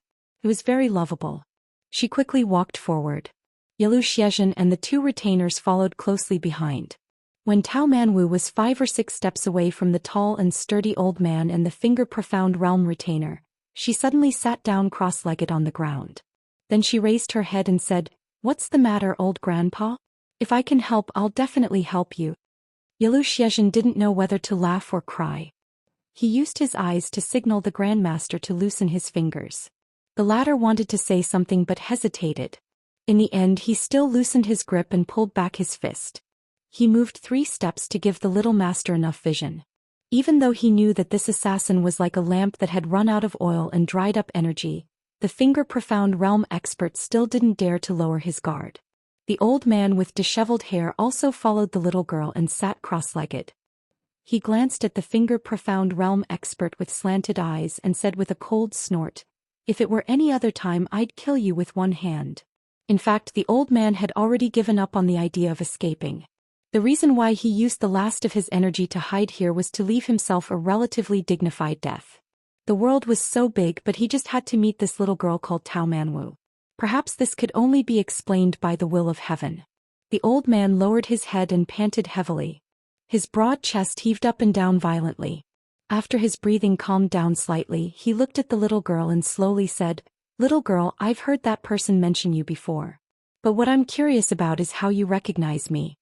Tao Manwu didn't hide anything and said in a clear voice, "Previously I only knew that I should go this way, but actually I didn't know what I would encounter."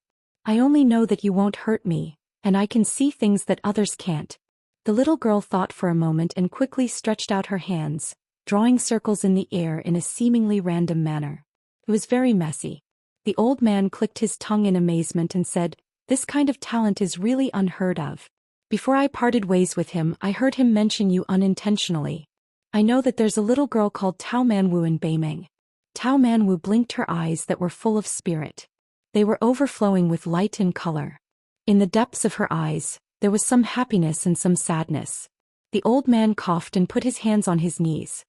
He said in a low voice, "I originally had a big idea in mind.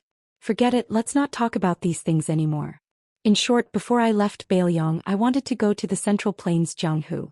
But I received a secret letter from another old man, saying that there's a mystery in Dunhuang City. He hoped that I could do one last thing, but unfortunately I only did half of it. Tao Manwu, remember, let that person know as soon as possible, the sooner the better. Let him know that he doesn't only have a woman in the north, but more importantly, that woman gave birth to a child for him." Tao Manwu opened her mouth slightly. She was clearly at a loss. The old man smiled bitterly and said, "I don't care whether you'll help or not. To be honest, it's reasonable if you don't help. Anyway, I can die with peace of mind." After saying this, the old man put his hand into his sleeve with difficulty. This action scared Zhou Xian and the three retainers as if they were facing a great enemy. However, the old man only took out a thin yellowed book and gently threw it to the little girl. He said self-deprecatingly, "He gave me a knife manual. Later he added some moves himself. I can roughly understand it, but unfortunately I can't learn it. Little girl, I'll give it to you." Tao Manwu took the knife manual with both hands and held it in her arms. Her eyes were moist. She knew that the old man was really going to leave. The old man pointed his thumb at himself and said with a smile, "Little girl, remember, I'm a white-haired old man called Chu Kuangnu. I'm the first peerless master that person has seen in his life." The old man pulled the corners of his mouth and closed his eyes. He said to himself, "That chicken leg soaked in lake water, damn it, it's actually delicious." Tao Manwu wiped his tears and promised loudly to the dead old man, "I promise you, I'll definitely tell him."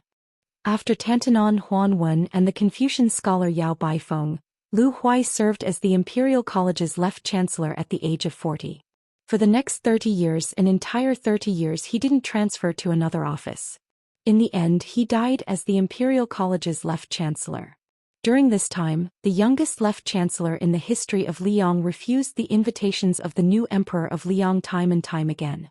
He didn't want to be the Minister of Rights or the chancellor of the Hanlin Academy.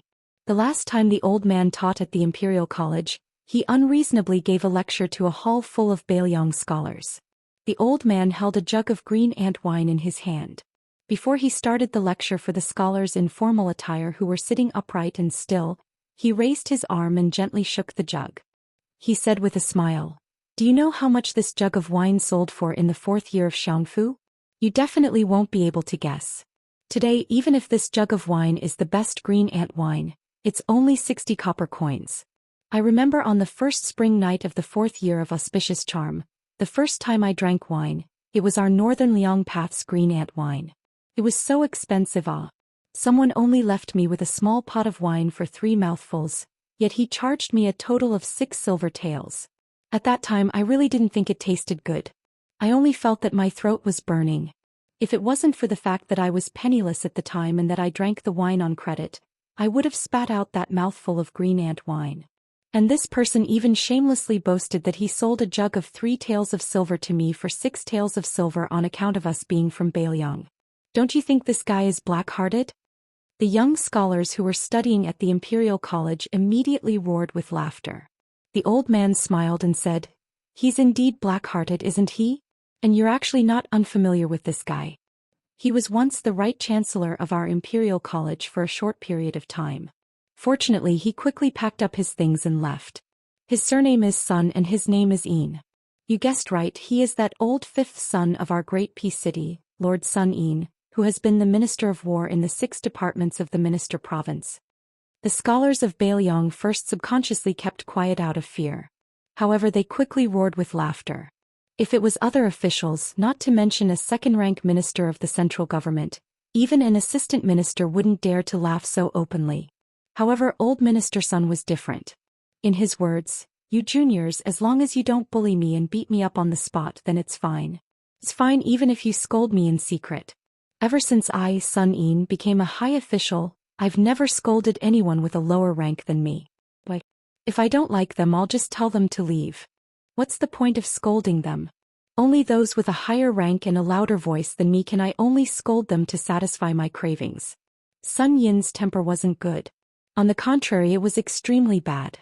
However, this guy either hated and feared him to the extreme or admired him to the point of prostrating himself on all fours. There were very few neutral people. It had to be known that even the emperor once said with a smile, "Every time old man Sun scolds people in court, no matter if I feel that it's reasonable or not, I'm not in a hurry to make a conclusion. Every time I'll first listen to it. When I've completely thought it over, I'll decide whether to scold him back or give him a few pots of good wine." Sun Yin, who had moved through the 5 yamens of the Minister of Administration province and become a minister, seemed very similar to the important official of the previous dynasty, Tantanon, but also very different.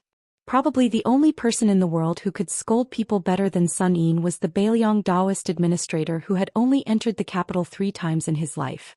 He was the administrator who had held the position of administrator for the longest time in the world, Qin Shiliang.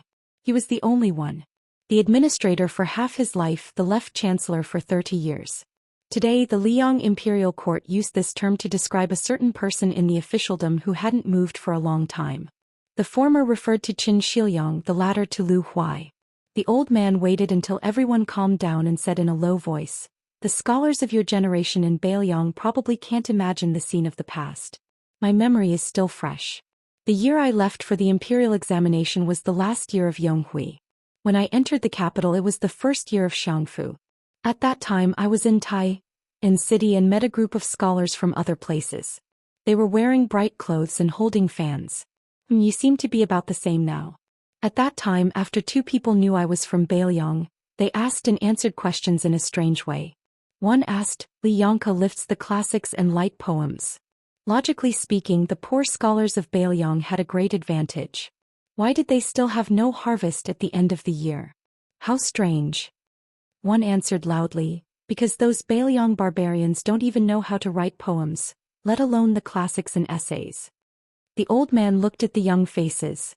Most of them had angry expressions, but there were also calm and sarcastic expressions. Naturally, there were also some who were completely indifferent.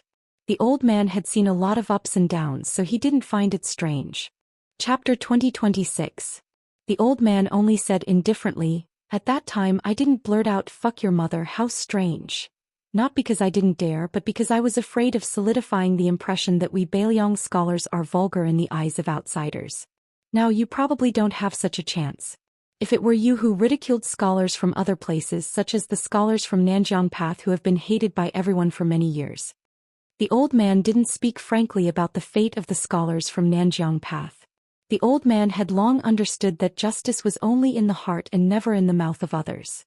Lu Huai only returned to the main topic and said slowly, "I, Lu Huai, consider myself number 1 in drinking, number 2 in teaching, number 3 in chess, number 4 in writing, number 5 in shamelessness, number 6 in quarreling, and last in being an official." The world laughs and scolds the Imperial College's old man Lu for having ulterior motives, for wanting to be the overlord of the literary world, for holding the authority of the nation's literature in his hands, and for the imperial court to be filled with yellow and purple. How could he not be my disciple? The entire hall of Bailiang scholars was silent. The old man laughed loudly and said, "Nonsense." The old man's expression suddenly became resolute and extremely dignified. He didn't lose to those higher-ranked and more authoritative big shots from the central government. He spoke in a deep voice. These were all words that the old man had accumulated for most of his life. "When I entered the capital at the age of 20, I had a wish.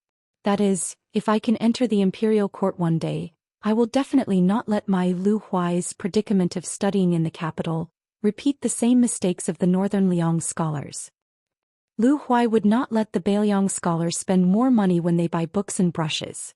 Lu Huai would not let the Bailiang scholars be looked down upon by others because of their local accent when they speak with others. Lu Huai would not let the Bailiang scholars in the imperial court speak up for the nation and plead for the people. The Imperial College's left chancellor's face turned red. He paused for a long time and laughed coldly. Today the world fears the Cold Party and scolds the Cold Party for being domineering. They especially hate the Cold Party for having the hardest bones. In the Liang Imperial Court, the saying of the Cool Party could only be understood and not spoken of. No one dared to directly bring it up. No one would have thought that Lu Huai, who was regarded as one of the core leaders of the Cool Party, would personally bring it up today. In my heart, I, Lu Huai, have a Cold Party. Among the older generation, those who are about the same age as me have already passed away while others are still alive. For example, the old Grand Secretary Chen Wang, the old Minister Sun Yin, and the old Hanlin Yan Qiji are all of them. Outside the capital, Ko Jianghuai, Xie Shibian, Chen Shiliang, Chao Wei Yu Wandao, Li Hanlin, Lu Qingqing, Huang Fuqian, Song Yan, Chong Sui, Hong Xinjia, Chao Xiaojia, Wang Ji, Hong Shuan, Hong Yu, and so on. The old man laughed heartily and answered his own question. So many great figures who will be recorded in history in the future are all members of our Cold Party. Are you afraid? Even I'm scared of it. The old man raised his eyebrows and said with disdain, "What? Are you saying that I seem to have forgotten about that person? That old assistant minister and old scholar who hid in Gangnam-do a long time ago? Because he's not a good person at all. Of course, I've been scolding him for many years. However, there's one thing that you might not know. In his later years, this old thing also tried to consider himself as a Bailiang citizen. Unfortunately, Jean Lanting only wanted to acknowledge his ancestors, but we, the old ancestors, were not willing to acknowledge this grandson at all. The old chancellor claimed to be the sixth in quarreling before he became an official. He had only heard these curses without using any obscenities. This so-called sixth was full of weight. The old man suddenly raised his voice and said, "Liang Ministry of War, 3 times minister and 7 assistant minister, Ko Jianghuai, Tao Wei, Yuan Dao." The other 7 third-rank assistant ministers were all from the Bailiang frontier army back then. 40 years, beautiful generals, half of them from Bailiang. How magnificent! Bailiang. How magnificent! Don't forget, the clothes you wear today, the jade and jewels on your waists, and the eloquence you have today were exchanged for 4 years in the beginning of Xiangfu. The Bailiang cavalry sacrificed 320,000 men in battle. It was the former Bailiang Palace, which is now the administrator's mansion, that used the 320,000 stone tablets with names from Mount Qingliang in exchange for today's status. Don't worry about what scholars think, I don't care and I don't care. However, you scholars who were born in Bailiang, as long as I, Lu Huai, am alive, I hope that you will remember this day. Finally, I'll say one last thing. Remember that person. His surname is Su. The old man, who was extremely outspoken, didn't drink a mouthful of green ant wine until the end of the day. He also didn't say the last sentence. The sentence was too taboo and too heavy. There would be no other Central Plains. The end of spring in the 4th year of Xiangfu. The rain was as smooth as butter. In the Grand Secretary's mansion, there was a small pavilion by the lake. Exquisite items hung from the eaves. 2 people of the same age stood side by side. One was the young uncle of the Emperor Yan Qiji and the other was Kong Zhenrong, who worked in the Ministry of War. They were friends in the past and today they were still best friends. Kong Zhenrong said solemnly, "The Ministry of War just received news that the Beimang army suffered heavy losses outside of Zbibi City. However, the grain and troops reinforcements from Longyao State have not stopped. Zbibi City is in a bad state and Huayang Pass is even worse. Liangmang's battle will drag on for at least 2 to 3 months." Yan Qiji leaned on the window and smiled, "We can't even take care of ourselves. You're probably the only one who cares about this news." Kong Zhenrong crossed his arms over his chest, grinning as he said, "This Li Hanlin fellow is truly extraordinary. The more he fights, the more valiant he becomes. After becoming the only remaining White Horse commandant outside northern Liang Pass, especially after the Battle of Old Woman Mountain last year, he Yuan Dao, Chao Wei and Wang Jingcheng's 3 divisions of cavalry, along with Ko Jianghuai and Xiexi's 2 Liuzhou generals, beat the Southern Dynasty soldiers inside northern Mang's Gusai prefecture until they cried for their fathers and mothers. I heard that they came and went like ghosts, completely tying down northern Mang's last 2 main field forces. In this way, the entire northern Mang Southern Dynasty, other than the front line to the north of Dragon Waste State, has been beaten into a sieve that leaks air from all sides." Yan Qiji subconsciously rubbed the stubble on his chin. It seemed to be getting pricklier. Thinking back, among the four of them, Kong Wuqi was the most mature. He was the first to have a beard. Li Hanlin often laughed at Yan Qiji for being a pretty boy. It was a pity that he was a bit ugly. He was worlds apart from Li Hanlin, so even if he sold his butt he wouldn't be able to get much money. Yan Qiji asked, "What do you think will happen if we stay in Beiliang?" Kong Zhenrong had obviously thought about this question. Without hesitation he said, "It's hard to say. You'll either be a military officer under Song Dongming at Mount Qingliang, or you'll be a military advisor with the identity of Bai Yi at Bbi City. But I'm different. At the very least I can be a white horse lieutenant like Li Hanlin." Yan Qiji laughed and scolded, "What a moral character. It's only because those two aren't here that you can be so arrogant. When they were here in the early years, when didn't you, Kong Wuqi, obediently act like a taciturn gourd?" Kong Zhenrong rolled his eyes. Back in Beiliang, Kong Zhenrong not only had the nickname of Wuqi, but he also had a famous nickname in the brothels, Philanthropist Kong. This was because every time the four of them went out to drink wine, only this big blockhead was a maverick. He would never call for any beautiful courtesan or courtesan. He would go straight to the point and say to the brothel keeper, "Call out the girl who hasn't received any guests for the longest time to accompany us." The great philanthropist Kong not only asked for women who were more beautiful and cunning, but also rewarded them handsomely. He also called them over to sit next to him. Although he didn't take liberties with them, and it was likely that he really couldn't bring himself to do so, he didn't neglect them either. Kong Zhenrong was a living bodhisattva who saved people from suffering. His reputation had spread throughout the northern Liang Path's flowering fields, and he wasn't much inferior to His Highness the Crown Prince, who liked to spend money recklessly. Kong Zhenrong's father panicked at that time. He was afraid that his only son would marry a girl who could ward off evil spirits. When that time came, wouldn't he become the laughingstock of Beiliang's officialdom? Therefore the fathers of the four pests of Beiliang had different attitudes. The old Prince Liang Sushao was generous and didn't care at all.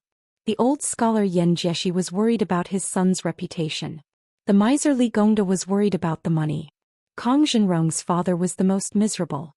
He was afraid that his future daughter-in-law would be a girl who couldn't walk at night. Otherwise it would be scary. Yan Qiji sighed. Li Hanlin's sister seems to have never married. Kong Zhenrong curled his lips and said, Li Fujian's eyes grew on her forehead since she was young. She didn't treat anyone well. Anyway, I don't like her the most. I remember that she liked to call me a boor and even called brother Nian a pervert. Li Hanlin is her brother, so Li Fujian didn't scold him much. You are the most educated among us, so you didn't get scolded much. As for your sister, well, she is better than Li Fujian. Yan Qiji was helpless. Su Fingyan, Li Hanlin, Yan Qiji, Kong Zhenrong. Li Fujian, Yan Donggu. 6 people in the past. 3 people in Beiliang. 3 people in Grayton. 3 people in their hometown. 3 people in other places. The spring rain rippled on the surface of the lake. Chapter 2027. Kong Zhenrong thought of something and said slowly, I heard that the poor scholar from Yanji County of Yuzhou was supposed to be the champion of the spring imperial examinations. However, he was targeted by a big shot and suppressed by a weak reason. Not to mention the spring imperial examinations, he almost lost the qualification of the palace examinations. Some people say that Jean Lanting, one of the imperial tutors, was one of the imperial tutors. Others say that the imperial tutor, Principal Pu Hua, deliberately promoted Qin Guanhai, who had won the imperial tutor title but had only gotten the lowest rank in the imperial tutor exam. Now even my father is defending him. He said that if Lu Huai hadn't made things difficult for others in the imperial tutor exam, he would have gotten first place in the imperial tutor exam. Besides, Lu Huai was the top scorer in the imperial tutor exam of the Northern Liang Path.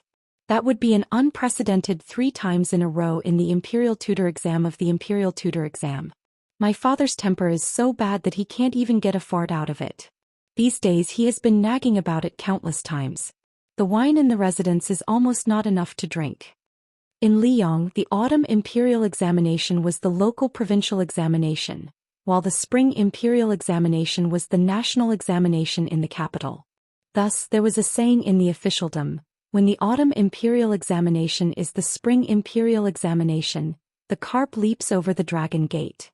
Lu Huai, a poor scholar from Beiliang, actually became famous before the spring imperial examination.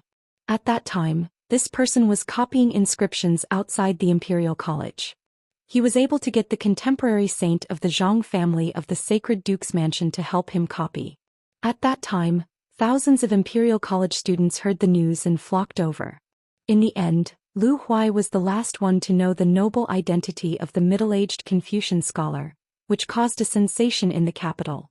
However, at that time Lu Huai, who was embarrassingly short of money, was forced to stay in a small Daoist temple.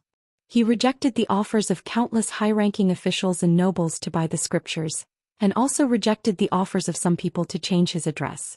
It was said that quite a few aristocratic families in the capital wanted to take him as their son-in-law, but they were all rejected by Lu Huai. At that time, there were many voices in the capital that said that this person was nothing more than fishing for compliments and waiting for the right price to sell. Everything was just about the two words, raising the prestige. As Lu Huai came in third, the articles of the imperial and imperial examinations gradually spread throughout the court.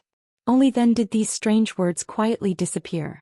As Lu Huai entered the court, the people in Great Peace City learned of the inside story. There were actually 5 Bailiang scholars participating in the autumn imperial examination, but the other 4 had given up their qualifications and returned to their hometowns. They only gave all their remaining money to Lu Huai, who stayed to stay.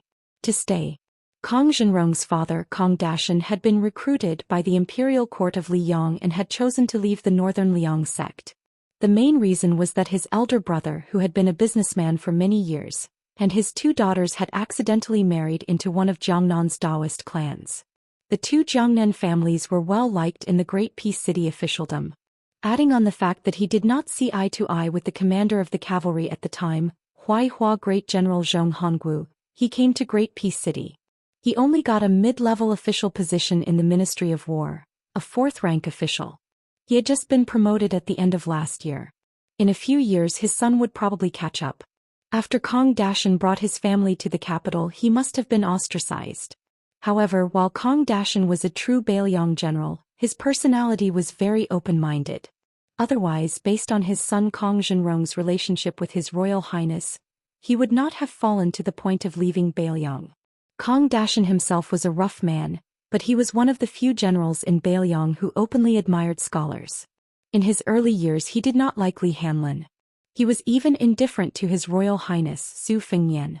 Only Yan Qiji, who was a scholar and did not smile, would become friendly when he saw him at home.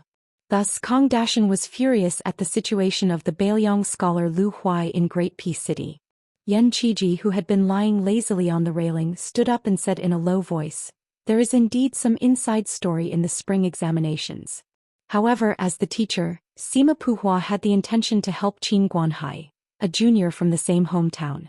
He did not try to suppress Lu Huai. As Lu Huai's teacher, the left assistant minister of the Ministry of Rights, Jean Lanting, did not belittle Lu Huai's essay. Instead, he praised it greatly. The examination paper was full of praise. Kong Zhenrong could not wrap his head around it and was confused. The Minister of Rights and the Assistant Minister of the Ministry of Rights were respectively the President and the Vice President. Was there someone who could oppose them? Kong Zhenrong suddenly realized, and his face was filled with disbelief. Yan Qiji nodded. It was Qin Xiaobao who had refused the position of teacher. He shook his head at Lu Huai's essay and said a few words of praise but more criticism. Kong Zhenrong shook his head and said, "I don't believe it. I have never truly interacted with Qin Xiaobao's personality, but I definitely trust him. Qin Xiaobao is not this kind of person and would not do such a thing. There is no need." Just from Kong Zhenrong's words, it was clear that Qin Xiaobao's reputation in the court was at the top of Jing. Yan Qiji grimaced and said, "At the start I did not believe it either. However, this was what His Majesty the Emperor said, and Qin Xiaobao was present at the time." Kong Zhenrong was dumbfounded and slapped his forehead. No wonder Bron Yen said that scholars can't understand. Yan Qiji's gaze was deep as he continued. In short, His Majesty personally appointed Lu Huai as the Tanhua scholar and did not give him the Zhuangyuan scholar. Isn't this the best of both worlds? Kong Zhenrong sighed. Don't think too much about things that you can't figure out. Bron Yen taught me this and I feel that it's reasonable. Bron Yen also said that if we meet a grandfather that we can't defeat, we should be the grandson first. There will be a day when the grandfather teaches the grandson a lesson. Yan Qiji smiled. Kong Zhenrong grinned from ear to ear for a long time. Yan Qiji remained silent for a long time. When Kong Zhenrong finally stopped laughing, he leaned on the railing again and said, "You and Li Hanlin both think that I'm the most educated, and that Bro Nian is more reasonable than me because he's smart. Actually, that's not right. I only understood later that Bro Nian knew about our family leaving Bailiang secretly. That's why he said those drunk words to me when we met for the last time. He said that the book said that all good things must come to an end. Don't be afraid. The book also said that it's a small world. There will always be a chance to set up another banquet." Kong Zhenrong was speechless. He wanted to say something but he couldn't. He wanted to drink but there was no wine to drink. Yan Qiji turned his head and looked at Kong Wuqi, his face full of tears. "I know that the 4 of us plus my sister and Li Fuzhen, the 6 of us, will never have the chance to be together again." Kong Zhenrong nodded. Yan Qiji sobbed like a child who made a mistake. "Bro Nian lied to me."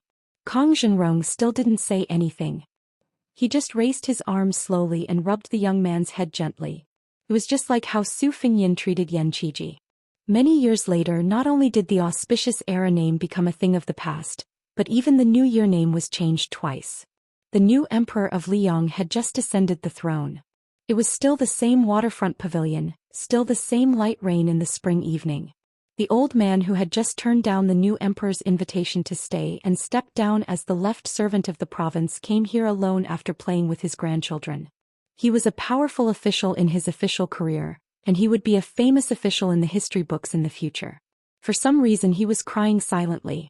The white-haired old man didn't look very sad, but he couldn't stop crying. The old man who was known as the second Tantanon in the court didn't wipe his tears. He was like a child who accidentally lost a cute object. First he cried loudly. After a few days he wasn't so sad anymore, but when he remembered it he would still sniffle. Withered intestines were watered in 3 bowls and the cool breeze grew in 2 armpits. The spring breeze brushed his hair and the old man remembered the youth. Many years ago in Lingzhou in the south of the Great Wall, the last king of Bailiang who no one mentioned now, was still the absurd and carefree His Royal Highness. In those years, one could often see 4 young men walking out of the brothel drunk in the middle of the night. Li Hanlin, who hadn't joined the army to kill the enemy, and Li Hanlin, who hadn't become the White Horse Lieutenant, who hadn't become the great general of the West, must have had lipstick marks all over his face. However, this guy was the most cunning. He couldn't hold his liquor and his drinking behavior was even worse. Every time he secretly let the courtesans and courtesans help him with the water, he seemed to be drinking heroically, but he also secretly threw the wine out of the cup. His disguise was flawless. Therefore, every time he went home he could still laugh and laugh with the courtesans and madams. He would never delay and take advantage of them afterwards as he collected some interest. And Kong Wuqi, who had become a great philanthropist, could hold his liquor, but his drinking behavior was good. Moreover, the 2 or 3 girls who were especially grateful because they hadn't had a business for a long time wouldn't agree to not drink with this burly, kind-hearted young man. Therefore he was far less sober than that bastardly every time. However, good had its reward and evil had its retribution. Kong Wuqi was drunk and Li Hanlin was sober. Of course, the latter had to carry him. In His Royal Highness words, "It was me carrying Kong Wuqi who weighed 200 catties? Are you Li Hanlin, His Royal Highness, or am I the one?" As for the young scholar who was still nicknamed Chicken Eating Strict, he was no longer afraid of being scolded by his father when he returned home. Every time he walked into a brothel he would secretly encourage himself. Tonight he must touch the chest of a certain young lady. Otherwise he might as well pluck up his courage and kiss her lips. In short, he couldn't let those 3 brothers laugh at him for having evil intentions but not the guts to do it. But every time he left the tender land of beautiful women, the young scholar would be drunk and unconscious. He would tell himself that it didn't matter. He would try again next time and be a real man for once. The slender young man Li Hanlin carried the burly young man Kong Wuqi and walked unsteadily. And the young man, His Royal Highness, carried the light young man Yan Qiji, so of course it was easier. In the beginning, Li Hanlin was not without doubts. Why didn't he just let the retainer carry Kong Wuqi back to the carriage after eating chicken? Chapter 2028. His Royal Highness said that we are brothers. The 4 youths at that time felt that there was nothing more reasonable than this in the world. At that moment the old man choked. "Brother Nian, you are lying." That person promised the Liang dynasty or promised the world that he would never enter Great Peace City again in this life. But at that moment, a warm hand gently rested on the old man's head. No matter how many years have passed, there was a familiar teasing laughter. Oh, Yen eating chicken crying. Is it your father who forbids you to play with me, or is your sister speaking ill of me again? What's the big deal, brother Yen? I will take you to drink wine. Old rules. Li Hanlin pays, Kong Wuqi leads the horse. Let's go. The old man did not raise his head, afraid that it was a dream. The hand on Yen Qiji's head gently raised and then patted down. That person laughed angrily. Yen eating chicken, have you become stupid from studying? The three of us are waiting for you. Yen Qiji slowly turned around, trying his best to widen his eyes, his lips trembling. The grand scholar of the martial meritorious palace, who was the head of the 12 pavilions of the Liang dynasty, who was known as, every time there is a big event, Scholar Yen is the calmest, tears flowed down his wrinkled face. He wiped his face, crying and laughing, saying softly, Brother Yen, I miss you very much. The guy opposite him, who only had white hair on his temples, revealed a bright smile that was still as young as before. He raised his sleeve and wiped Yen Qiji's tears, saying, I know, I know. Not far away there were two people who seemed to be whispering, but their voices were not soft. Look, martial fanatic Kong. I've already said that eating chicken Yen fancied our brother Yen. Back then he just couldn't take that step. It is true, I didn't think so before, but now I believe it. Kong Wuqi, Yen eating chicken is already so old, isn't it too late? Zai Yen eating chicken is fine, but he is too shy. If it was me, I would have told brother Yen directly 60 or 70 years ago. Scram. At that time, you surnamed Kong had already crawled out of your mother's womb? Yen Qiji, who was slightly deaf but definitely not deaf, was instantly infuriated. Li Hanlin, Kong Zhenrong. Scram to the side. Li Hanlin pretended to raise his head to look at the moon, while Kong Zhenrong pretended to look left and right. No matter what, Yen Qiji still held the hand of the person in front of him tightly, unwilling to let go. Su Fengyin looked at Yen Qiji, then turned to look at Li Hanlin and Kong Zhenrong, who were grinning, and said softly, Everything is still here, nothing has changed. That's great. #### in the snowy Jianghu, someone has a beginning and an end. One of the passages was from the previous chapter of Bead Curtain chapter. Little sweet potato, I found you. The 4th year of Xiangfu. Yanji Prefecture in Yuzhou was very famous. It was so famous that even the entire Central Plains had heard of it. This was especially so in the scholarly Gangnam-do and the wealthiest Guangling Path. Of course, Great and City was the most interested in Yanji Prefecture. It was because the women of Yanji County were especially lively and lively. Women were truly made of water. They were beautiful and unordinary, naturally charming and full of emotions. Even the women of Yanji County who grew up in a remote and desolate place still had their own charm. However, there were many small towns in Yanji Prefecture that were not famous. In one of the small towns, there lived a beauty who had once been on the Yanji rankings. Pei Nanwei, the wife of the old king of Jing'an, who was supposed to have died for love. Now she was guarding a small but clean house. She rarely went out and raised a coop of chickens. Then she would often sit under the eaves and watch the arrogant old hen take the cute little chicks and wander around the yard. She would peck here and there. Over time, although she was a bit bored, she felt that this kind of boring life was the real life. An inconspicuous young woman and an old woman who could be blown away by a gust of wind lived far away and close to each other. The former would occasionally help to pour water into the water tank, or send some small things that could not be bought with money in the small town, such as rouge, face powder, hairpins, and so on. Pei Nanwei accepted them one by one.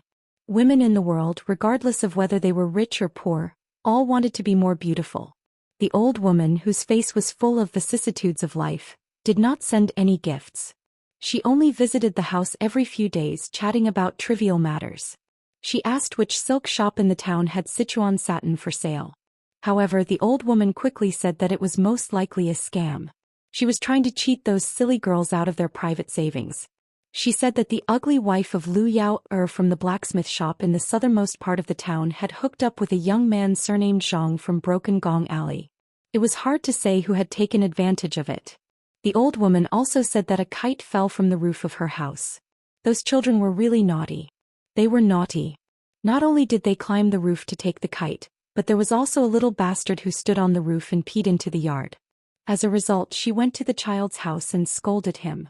Pei Nanwei listened patiently every time, but she couldn't remember most of it. She would forget it after listening to it. Finally, one day someone broke the tranquility. It was the child called Yu Dilong. He rode a horse without an appointment. He had a saber at his waist. The way he climbed down the mountain and dismounted from the horse was clean and nimble. The child looked particularly old and experienced. She smiled at the door and felt that it was a little funny. When Yu Dilong called out the title of master's wife, Pei Nanwei smiled even more happily. She didn't rush to lead the child into the small courtyard and asked, "Little bug, how many people have you called master's wife?" In fact, this child used to call her Auntie Pei several times. Now that he changed the way he called her, it didn't make her feel disgusted. Ever since the story of walking while leaning on the wall seemed to have spread throughout the entire Qingliang mountain overnight, Yu Dilong had a deep impression of the saying that trouble comes from the mouth. However, in front of Pei Nanwei, this child really couldn't remember. He stretched out 3 fingers and grinned, "Just 3. But master's wife, you are master's wife." Pei Nanwei glared at him and pretended to be angry. "You can't just say half a sentence?" Yu Dilong looked surprised. "Ah? Just 3. Pei Nanwei fiercely knocked on the head of this child who only knew how to be smart. She laughed angrily and said, "It's all because you learned it from your master." Yu Dilong, whose face was so dark that it almost looked like charcoal, chuckled and cheerfully walked into the courtyard with his master's wife. Yu Dilong liked to treat this place as his own home. That was why he had discussed with his master's wife last time that when he had enough money in the future, he would definitely build another house. There were always 2 small benches placed under the eaves. She had thought of buying a small bamboo chair, but after thinking about it she decided against it. She had other plans. After the 2 of them sat down, Pei Nanwei teased, "Little bug, what's the name of your master's eldest disciple?" Master's wife forgot. Yu Dilong, who was originally lazy, immediately straightened his back. He felt a little guilty and whispered, "Her name is Wang Xing. That guy Lu Yunzhang said that it's a tacky name. But I think it's actually okay." Pei Nanwei mischievously asked, "Then what if Wang Xing likes your master and doesn't like you? What will you do?" Yu Dilong opened his mouth wide with a blank expression. He wanted to get to the bottom of it. "Huh." Yu Dilong scratched his head and lowered his head to stare at the tip of his shoes. He said softly, "I can't beat master either." Pei Nanwei laughed out loud. Yu Dilong quickly raised his head and said in all seriousness, "Master's wife, if Wang Xing really likes master, I'll fight with master. But I'm not doing it to snatch Wang Xing." This time Pei Nanwei was really puzzled. "What do you mean?" The child's face was full of seriousness as he stretched out a fist. "I just want Wang Xing to know that you can like our master, but little bug can also beat master." Pei Nanwei did not comment. She raised her head to look at the entrance of the courtyard and said softly, "Little bug, it's okay to say that you're stupid, but it's not wrong to say that you're smart." The child seemed to be a little depressed. He held his chin with both hands and was lost in thought. Pei Nanwei rubbed his head and comforted, "It may be very soon, but it may also be a long, long time later. You will understand one day that when you like someone but that person doesn't like you, although it's not as good as 2 people liking each other, it's much luckier than not having anyone you like." Yu Dilong frowned and said pitifully, "Master's wife, why does it sound so miserable?" Pei Nanwei asked with a smile, "Do you think master's wife is happy or sad?" She added, "If you answer correctly, master's wife will teach you how to pursue Wang Xing." Yu Dilong said cautiously, "Foolishly happy?" The corner of Pei Nanwei's mouth twitched. Yu Dilong hugged his head at lightning speed. "Master's wife, master's wife." Master accidentally let it slip. Pei Nanwei said with a pleasant expression, "You're right." Yu Dilong's face was full of surprise. Pei Nanwei chuckled. "But little bug, you'd better be a bachelor for the rest of your life." Yu Dilong was not sad. He just tilted his head and pinched his chin with 2 fingers, as if he was thinking carefully about something. The child suddenly sat up and slapped his thigh. "Forget it, let's talk about it after I come back from the mouth of the gourd alive." Pei Nanwei was shocked. "What's going on?" Yu Dilong took out a purse and handed it to Pei Nanwei solemnly. "Master's wife, this is the soldier's pay after I become the sergeant of the Yuzhou cavalry. You should continue to help me save it. Master's wife, if one day you hear that I died in battle outside the pass, Remember not to be sad for this little bug. Pei Nanwei frowned and said, "You're going to fight outside the pass." Yu Dilong looked around and said in a low voice, "Master's wife. I can't say this. According to Bailiang's law, I'll be punished for leaking military secrets. I'm a scout sergeant and I have to set an example."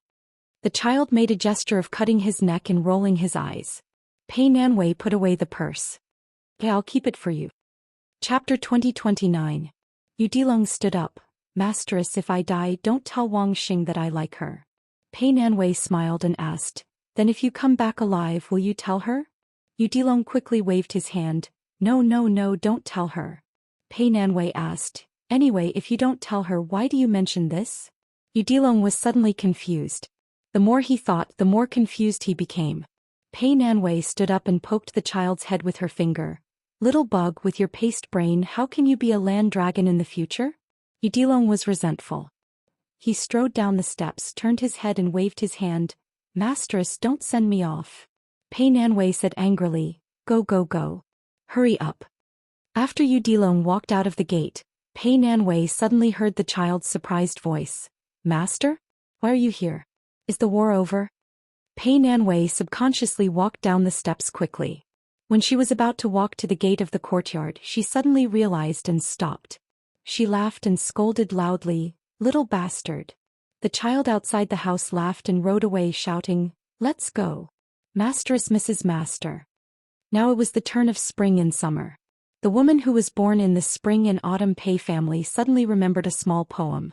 The content was exactly the same, but she forgot the name of the poem and the name of the author. Quietly looking at the green wall, leisurely looking at the green forest. Nothing happened to the floweringers, their voices far away in the shade of the grapevine. Green wall, green forest, floweringers, grapevine. The reason why she remembered it so deeply was that these lovely scenes in Jiangnan were all close to her when she was a girl.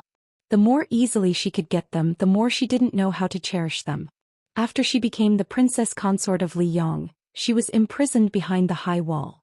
She was tired of reading graceful poems, and gradually came into contact with some frontier fortress poems that she didn't like before. It was nothing more than those words that were used back and forth in the poems, such as conquering people, frosty moon, chong flute, reed pipes and swan geese. At this time Pei Nanwei looked around. The walls were yellow, the greenery was sparse, there were no birds chirping and it was already hot in the summer. A woman in a tall building with hidden bitterness? That would require a tall building to perch on. When Pei Nanwei thought of this, she was really a little angry. She was alone in this small county. Of course, it could only be related to money. Ever since he went to Bishan County's Yamen with that fellow who was nominally the county clerk and successfully obtained the 20 taels of silver that he had been owed for a long time, County Magistrate Feng Guan was quickly transferred away for some reason. Yang Gongshou, who replaced the position of county clerk, Su Qi, took over as county magistrate. The county officer was still Zhu Ying, who also came from Green Deer Cave Academy like the new county magistrate. Both of them were scholars who had gone to Liangliang. When she and Yang Gongshou went to the Yamen, they met the two scholars. Yang Gongshou even hired someone to put on a play of a hero saving a damsel in distress. Unfortunately, the one surnamed Su saw through it with one glance. In his words, he was the founder of the silk pants business. Back in the day, who knew how many sons of Bailiang ate the dust behind his butt, learning from him and imitating him? What Pei Nanwei was angry about was that after Yang Gongshou took over as county magistrate, the position of Bishan County's county clerk did not continue to be filled as per usual. Instead, Su Qi's name was once again put up.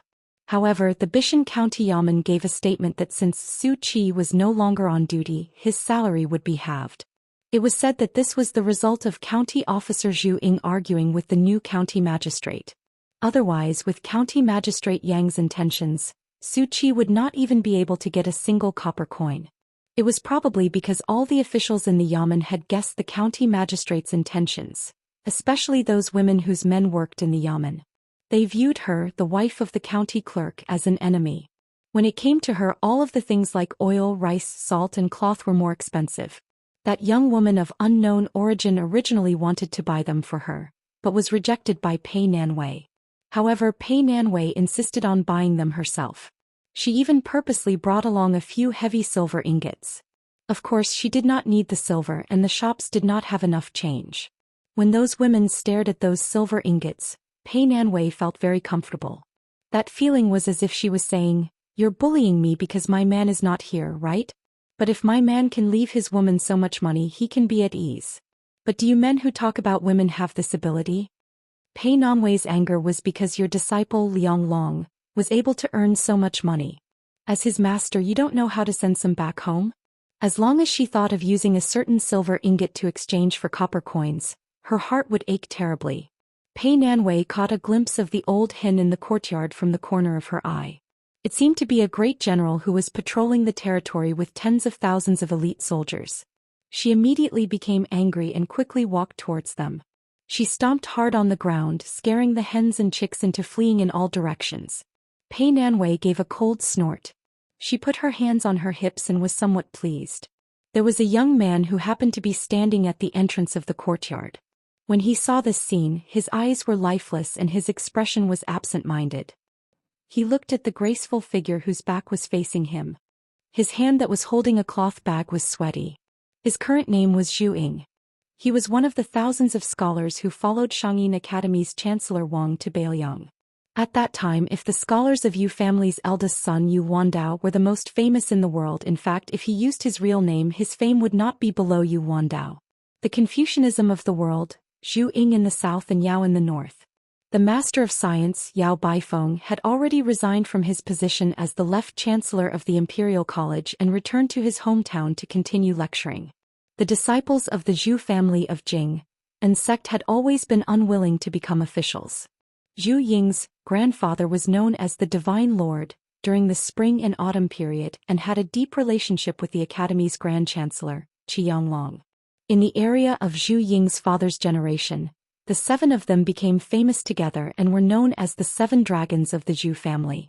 They were even on par with the dazzling lineup of Jiangnan's Lu family back then. Zhu Ying's real name was Zhu Ying. He was the eldest son of the Zhu family's eldest son. Even if he changed his name to Zhu Ying and pretended that he was a concubine's son of the Zhu family's side branch, Zhu Ying still stood out in the Green Deer Cave Academy with his own knowledge and foresight. There were several great scholars who were invited by the master of the academy Huang Chong to give lectures in the Green Deer Cave Academy, but they were all embarrassed by Zhu Ying. There were even old scholars who had to ask Zhu Ying to solve their doubts.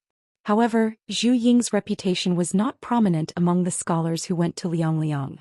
At most he had some reputation for being arrogant and noble. However, his unpublished articles like what the young king said to Pei Nanwei had long been placed on the desk of the Whispering Room. Even Su Weisheng was shocked and thought highly of him as a young talent who was not familiar with Su Beiji and Chen Shiliang. Zhu Ying's code name in the Whispering Room was Young Phoenix, which was on par with Yu Wandao's Big Luan. Zhu Ying found that his lips were dry and he did not know how to speak. Unlike Yang Gongshou, who was shocked when he first saw her, Zhu Ying only felt that she was beautiful when he first saw her.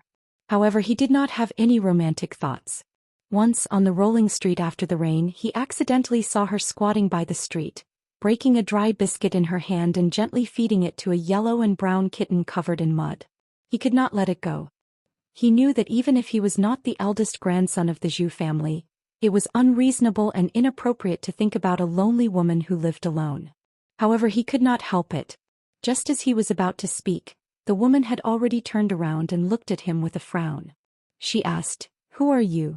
Zhu Ying's heart was instantly dead. In the past year, although they had never spoken, they had seen each other many times. Was it 15 or 16 times? Zhu Ying's face was pale and his lips trembled. He could not say a word. He wanted to raise the money bag in his hand. He wanted to say that this was Registrar Su's salary last month. He, Zhu Ying, was a colleague of Bishan County's Yamen.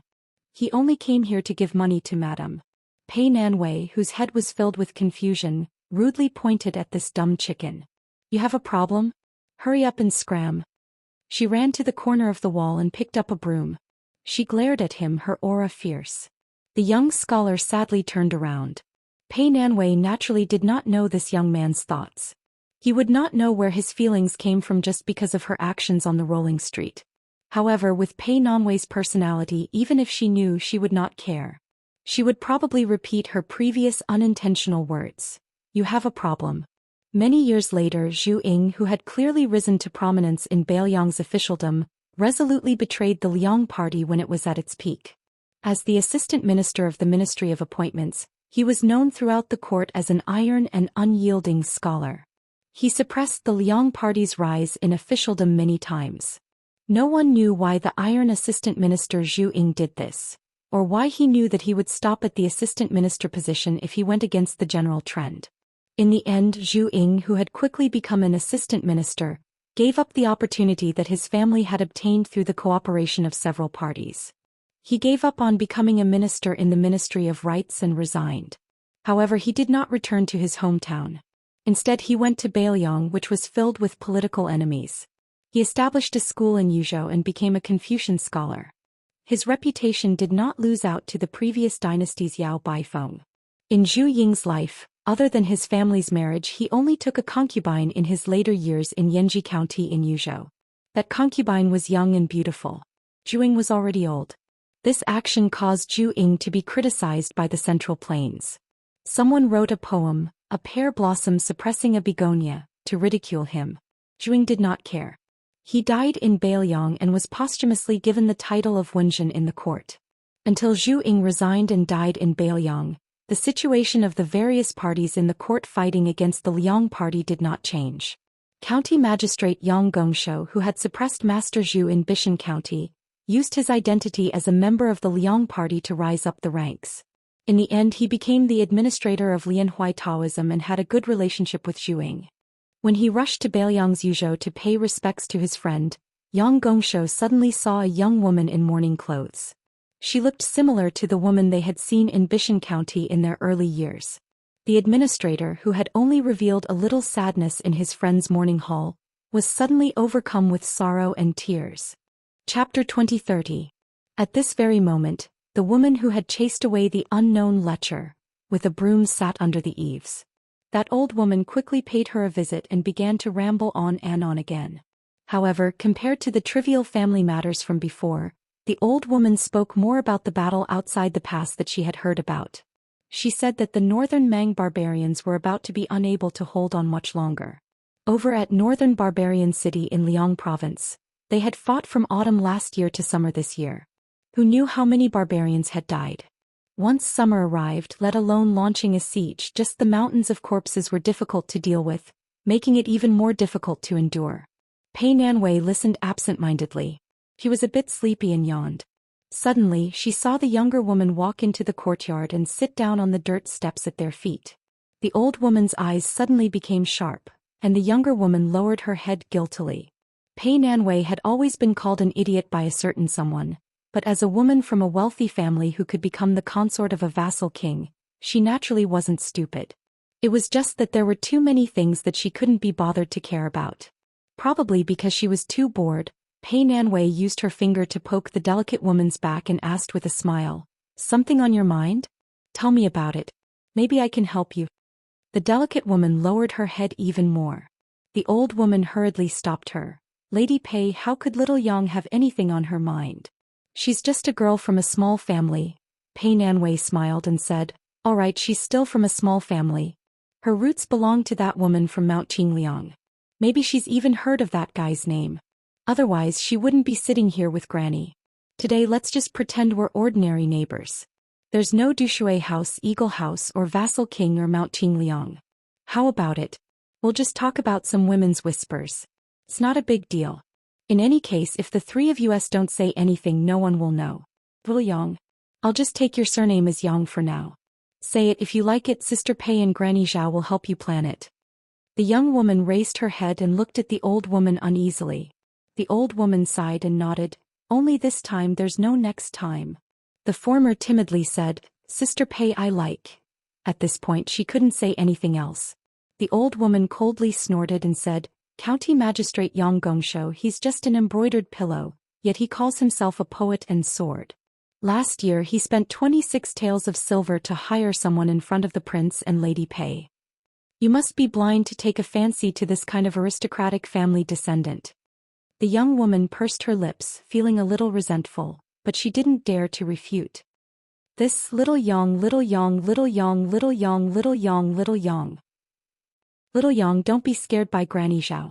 Although you're both surnamed Yang, if you're outside of Baoyang, especially in places like Gangnam-do where there are many scholarly families, it would be a bit troublesome. Why is that? Because in the past, Great Qin didn't mind marriages between people with the same surname. But after the Great Qin, people with the same surname didn't marry each other. It became an unwritten rule that the imperial court didn't care about, but scholars loved to care about. However, after the 8 kingdoms and the 10 great clans were gone, they didn't care too much about this. However, that county magistrate surnamed Yang is probably from a large family in the Central Plains. Otherwise, he wouldn't have the qualifications to come to Baoyang and wouldn't have been able to become a county magistrate so quickly. So, little Yang, if the elders in your family don't mind, it's best if you change your surname. She talked from surname marriages to the traditions of the large families in the Central Plains. Then she talked about the women fighting for favor in the courtyard. Finally, she talked about the fights between the houses within the high walls. She talked about the status of a mother because of her son, and those titled madams that were out of the reach of ordinary people. Pei Nanwei was, after all, a woman who had been carefully groomed by the prestigious Pei family. She explained the profound knowledge in simple terms. Not only were the young women listening attentively, but even the old woman who had originally intended to listen for the time being, was also a little entranced. Pei Nanwei spoke in high spirits. The young woman's eyes lit up as she listened, and the old woman nodded repeatedly. In particular, Pei Nanwei taught the young woman step by step how to pretend to be a landowning woman whose family had declined. She taught her how to pay attention to the way she spoke, which books she should read, and how to hold back when talking with the man she liked. The 2 spies and men of sacrifice, who were of a great age difference, had their horizons broadened. They only felt that they were both women. That was because the woman named Pei Nanwei was a top-notch martial grandmaster. She was worthy of being the #1 person in the world who could make our prince walk with his hands on the wall. Pei Nanwei spoke in high spirits. She was about to talk about the most obscure matter in the woman's boudoir when a chestnut lightly hit the back of her head. A warm voice came from behind her. There is no woman as shameless as you. Your man doesn't know the rules of the family. The 2 spies, one big and one small, were like they were struck by lightning. They suddenly stood up and quickly went to the bottom of the steps. They knelt on one knee and didn't even dare to breathe. Their eyes were fixed on the ground. Other than the panic in their eyes, there was also respect from the bottom of their hearts and passion. 10 years to cultivate Song Yushu, 100 years to cultivate Su Fingyan, 1,000 years to cultivate Lu Dongxian. Not to mention that their lives were only 100 years. Pei Nanwei didn't turn her head in a fit of pique. That person squatted down beside her and smiled gently at the 2 Fu Shui elites in the courtyard. Get up, thank you for your hard work these past few days.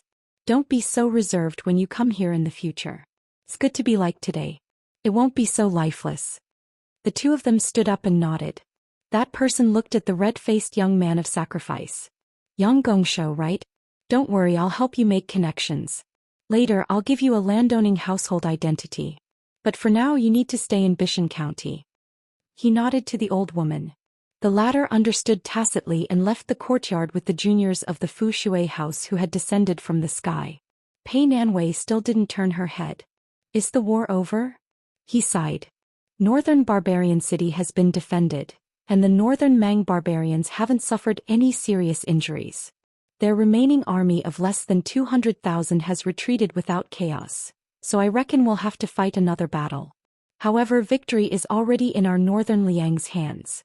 I need to go to Jizhou Pass to see the old concubine of the old Eastern Yu. I also need to greet some people. I won't be at ease if others go. She turned abruptly, threw her arms around him and hugged him to her bosom with all her might. Her eyes were red as she cried like a child. I won't let you go. A muffled voice came from between her majestic breasts.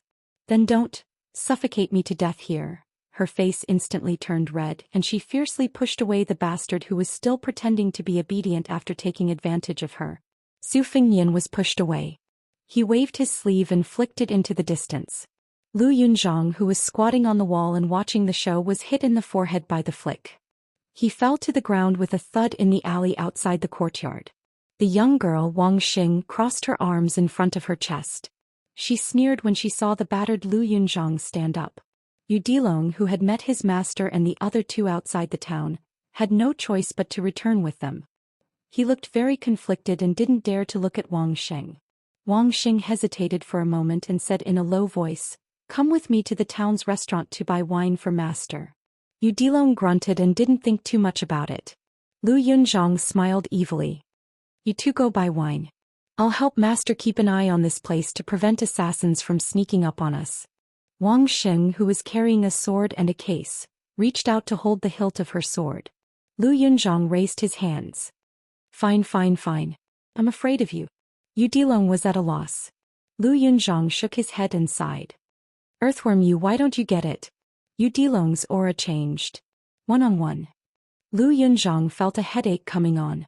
He really couldn't beat this earthworm. At this moment his master and mistress had already walked out of the courtyard. Wang Sheng's eyes hid some inexplicable joy. Pei Nanwei sent the four of them to the corner of the alley. Then she quickly turned and left. The four of them walked on the wheeled street. Only Yu Dilong, who originally needed to rush to Yuzhou, was leading his horse. Su Fingyan suddenly said, "Yu Dilong, there's a child named Go Yufeng in Wudong Mountain. Be careful in the future." Yu Dilong was surprised. Why?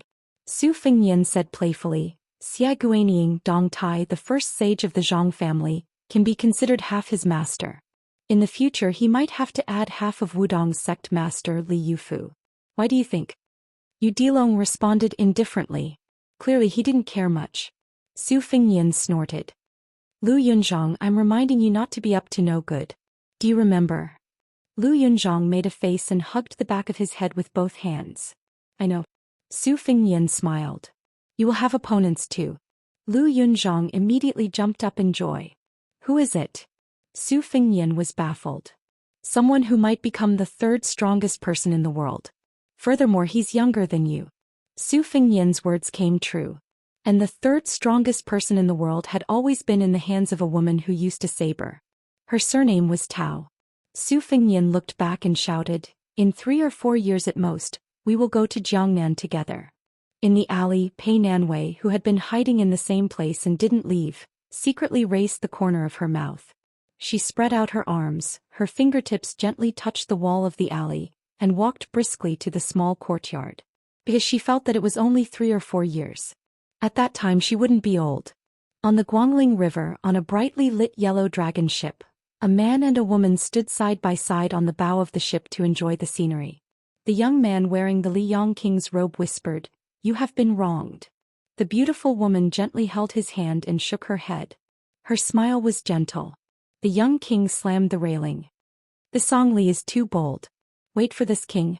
She suddenly covered his mouth.